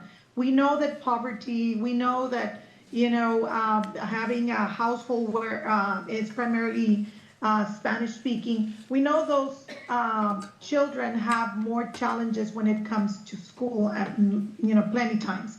So I was talking to a friend last night, and we were talking about wraparound services and how sometimes, what the students do in school is not enough, because if they're hungry, they're not going to learn. If they're having issues at home other than their education, Mr. that's Board going to have an President. impact. So, Mr. Board President, that is Trustee Gutierrez's time on this topic. Ms. Gutierrez, I'm sorry. okay, but he can answer that, right? Yes, Ms. Gutierrez. Yes. The root causes are varied because every single campus conducts a root cause analysis, and the data is different from campus to campus. So in some cases, it could be a lack of attention to an operations detail, as you're referencing, or maybe perhaps like breakfast in the classroom may be an issue, that the kids are arriving late, not getting breakfast. Sometimes it's things like that. Other times it's systemic practices in leadership and visibility and oversight of the instruction that's happening in the classrooms. Other times it's lack of parental engagement. So it really varies from school to school. But that's why we encourage and require every campus to conduct their own targeted improvement plan development, to look at all the data and make their own conclusions as to what the root cause analysis is and their goal areas are going to be. And then we go in and we provide support. So when we do our support walks, it includes our dual language people, our specialists and coordinators, directors, special education, our content coordinators and specialists, so that we can provide whatever wraparound services are required. We ask our counselors, our campus counselors, to be present at these meetings, as well as our assistant principals and principals. We talk directly to teachers. We provide feedback. So whatever their targeted improvement plan is, that's the first thing we look at when we make our first visit to that campus. And then we support them in those efforts, and we take all of our team regularly, especially to those extra support campuses. We go at least 6 to 8 times per semester, and we take our team and we spend about half a day there at least. So whatever support is needed, we're in constant communication with our operations team, our human resources team. Sometimes there's teachers that are out due to FMLA. We have to get it covered by a high-quality teacher. Sometimes it's an administrator or a assistant principal or a principal in some cases. So whatever support is needed at a campus, we provide that support, and we do our best to guide our teachers and principals especially into implementing these targeted improvement plans with fidelity, and not just a piece of paper that you create and then you file it away. We're constantly checking, even with ourselves at the district level. We meet quarterly, and the goal is, did we do what we said we were gonna do? Where's the proof? And that's where the coordinators, the directors bring pictures, bring artifacts, and we make sure we keep ourselves in check in that way. Okay, I will email you the rest of the questions, because I had some, I'll email them to Dr. Elias, because I still had questions on dual language, on special education and so forth. So I'll email them to Dr. Elias. Thank you. Thank you. Anything else? Okay, you're good. Next item. Okay, yes, Mr. President, the next item is under school operations. Letter A, presentation on the PSJ ISD seatbelt requirements, Texas Senate Bill 546, school bus seatbelt safety, and this will be presented by Rafael Gonzalez. Good evening, Mr. President, Dr. Elias, members of the board. I just want to take the time to congratulate the academic team. That's fantastic, all the stuff that you guys are presenting. And I want to tell you that in operations, we'll continue to work diligently to support you guys and make sure that the staff has everything they need so they can best support students. So I just want to let you guys know about that. I'll start off with, take the time to just some highlights from transportation. We don't get up here very often to talk about what that department does, and so I just want to kind of highlight some of the stuff that we had as successes for this year. Our transportation department earned a top 100 fleet honorable mention. It's not an easy feat. That's a nationwide award. They've also achieved. Oh, thank you. They've also achieved their low accident rate as set out for their annual goal. So they've reduced the amount of accidents for the year. They've upgraded their invested time, some of their budget to upgrade equipment to better service their buses, and they've also improved in their attendance as they set out also as a yearly goal. So they've met and all the goals that they set out at the beginning of the year, they've met and exceeded those. And so I just want to thank the transportation department for a wonderful job that they do. They've always met the call and go above and beyond. And so again, I want to thank them for all they do. So what I'll be presenting today, it doesn't require any action. It's just informative, but it is on Senate Bill 546, and this requires that all buses have 3-point seatbelts that transport children. The purpose of it is to strengthen the Texas school bus safety requirements.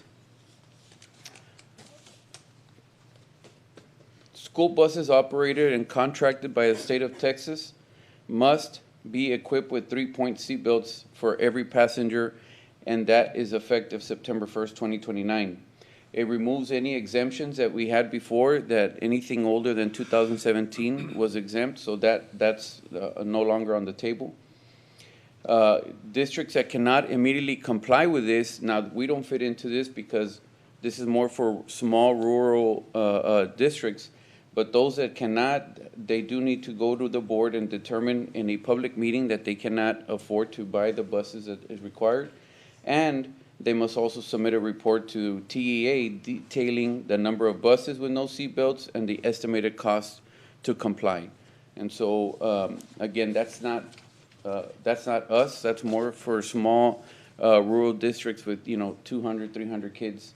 They can't go out and buy the buses that they require to meet the requirement. Compliance timeline, we do have till 2029, September 1st. The role of TEA in this is TEA must collect district reports, in which we've been given through Sentinel. We've been uploading all the reports that we have and kind of our status as a district so that we can show them where we're at. They need to calculate all these statewide findings so that they can report to leadership in legislation on January 1st, 2027. So they're going to compile all the list of the state of Texas to see where we're at with our buses, and then they go out and make the determination what the state needs to do to help us out. The takeaway to this is obviously that the three-point seatbelt is mandatory, and it's something that we need to comply with. And the last slide here, what I've done is just kind of give you a current position for our PSJ transportation. And we do have 144 yellow buses, of which we only have 44 buses that do not meet that requirement. Those buses are anywhere between 10 to 21 years old. All our other buses do have the three-point seatbelt. The cost to retrofit each bus is $35,000 per bus. And what I mean by retrofit is take the bus, the existing bus we have, and implement the seats that are required so that they can attach the three-point seatbelt.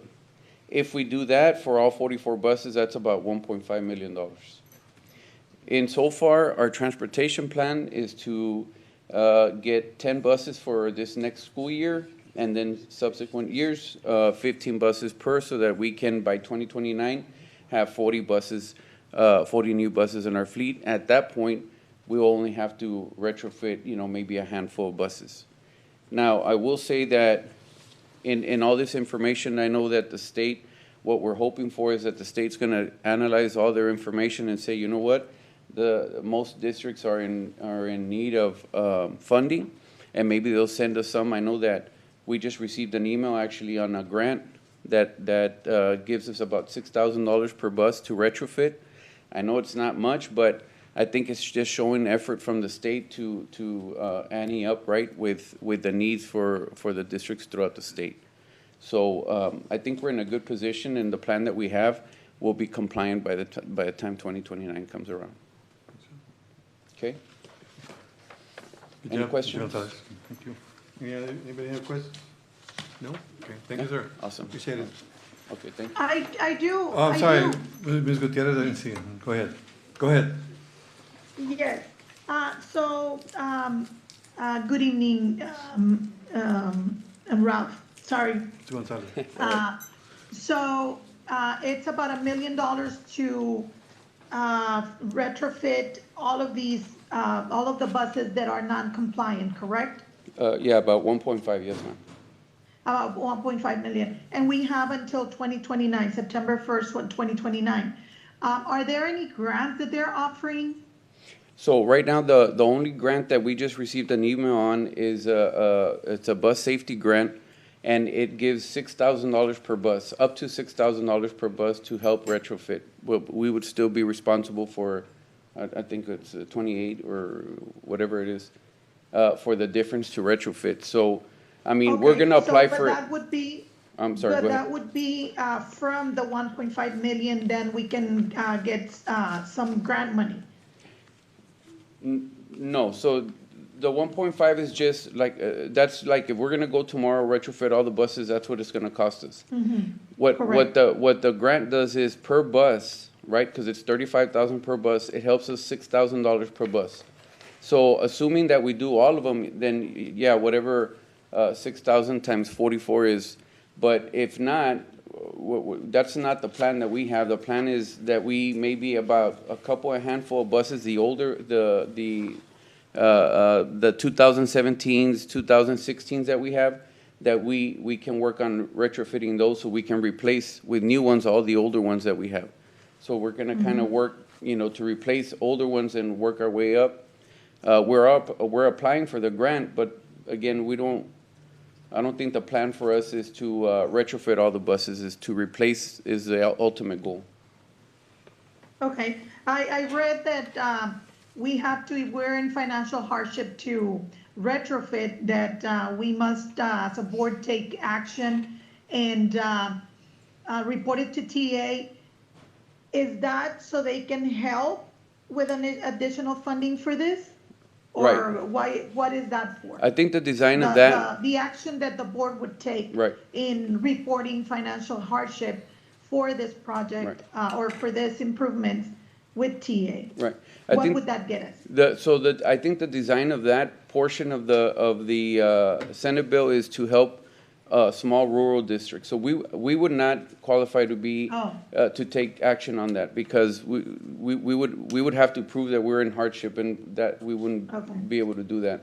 So I think So it's that's. not something that is available to everyone? No, so that would be more so like I said, so, I mean, I can't think of a rural town around here that maybe has a couple hundred students only, right? Most of those students, especially in a rural area, they're mostly all bus. And so in order for them to replace all 10, 15, it would be, you know, it wouldn't be feasible for them. So they would have to apply for that hardship. What the state's gonna do with that, I'm not sure. They haven't indicated if they're gonna help them financially, but my hopes is that as this bill kind of has come to fruition, they've asked us for additional information that they didn't at the beginning. So that leads me to believe that maybe TA is gathering all this information so that they can say, well, maybe we need to allocate some money for that. And that's our hopes. Now, we're not gonna hang our hats on that, but if it happens, then great. Then that'll help us. Mr. President. Okay, is there, Mr. Board President, that is Trustee approximation Gutierrez's of time each on this year item. from here till 29, how much we will be spending more or less, dividing that Right. 1.5 between all of them, or? So if we, let's just say, you know, if we stick to our plan here, we would be at 1.6 million the first year, and then 2.4 million the subsequent years, but again, it would be, to get to that 40 mark, and then any bus after that, we would do a retrofit for. So by the time we get to 2029, we should be fully compliant, because we've worked our way to retrofit buses as we move along. Okay, thank you. So the 1.6 is not for all of them, it's just for those to get to That's those her time on 40 this item. Yeah, Thank no, you. well, the 1.6 is for all of them, assuming that that's the route we're gonna go. I just wanted to give you a ballpark number of how much it would cost to retrofit all buses. But Okay. we're going to the replace route, Okay. yeah. Dr. Elias, so Ms. if you can Gutierrez. direct our grants department to be on the lookout, just like with the health services and safety, every so often, grants pop up in relation to all these changes when they realize that they just sit at the legislature making changes without sending money. So if you can direct our grants department, Chloe, to be on the lookout and you know, and see if we can get any monies for this. Thank you, Mr. Gonzalez. Yes, we will do that. Go ahead, Ms. Quintanilla. Yes, so just to make sure I understand, the $6,000 grant, you still need to apply for that? Yes, ma'am. It hasn't been received? No, ma'am. So, okay, so that you're gonna apply for that, is there a limit to how many buses you can No. apply for? No, there's no So limit. technically, you could apply for let's say the 44 buses times the 6, if you would get the Right. max of 6,000. And then after that, I imagine there will be some kind of report. So what we're looking at from here to 2029 is that we will start working like the retrofitting on some buses, and then, but at the same time, look at some of our older buses and possibly replace those with a new bus. Absolutely, yes, ma'am. Okay, that's kind of, so this amount is just if we would retrofit all the buses. Yes, ma'am. But there may be a balance of retrofit and maybe some purchase of new buses. I Yes. think that usually is part of our budget, right? To purchase a certain number of buses on a yearly basis? Yes, ma'am. Okay, thank you. Yep, Thank you, sir. thank you. Okay, going on to next item, executive session. Government Code 55.1.071 through 551.084. If during the course of a meeting, discussion of any items on the agenda should be held in a closed meeting, the board will conduct a closed meeting in accordance with the Texas Open Meetings Act, Texas Government Code, Chapter 551, Chapters D and E, or Texas Government Code, Section 418.183F. Before any closed meeting is convened, the presiding officer will publicly identify the section or sections of the act authorizing the closed meeting. All final votes, actions, and decisions will be taken in open meeting. CPSAID 4 policy, BEC local. And we're at, going to executive session at 9:08 PM.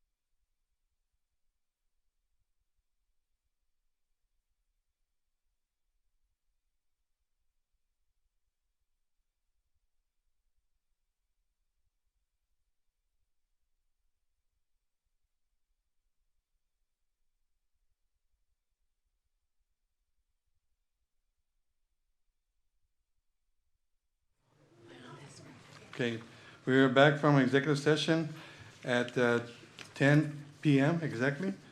Go ahead and go with Mr. Yes, Go ahead. yes, Mr. President. We move to item B, under Human Resources, employment of non-teaching professional personnel. And the first one is the recommendation done by the committee is for principal at Ford Elementary School, and the recommendation by the committee is Gracie Mata. Okay, I need a motion. I motion to approve. Second. Motion by Ms. Castillo, second by Ms. Barron. All those for the motion signify by raising your right hand. Aye. Abstain? One no and one abstain, and the motion passes. Next item? Yes, Mr. President, item 2, principal at LBJ Middle School, and the recommendation by the committee is Marisa Santoy. I need a motion for approval. Motion to approve? Motion to approve? Motion by Ms. Gutierrez, second.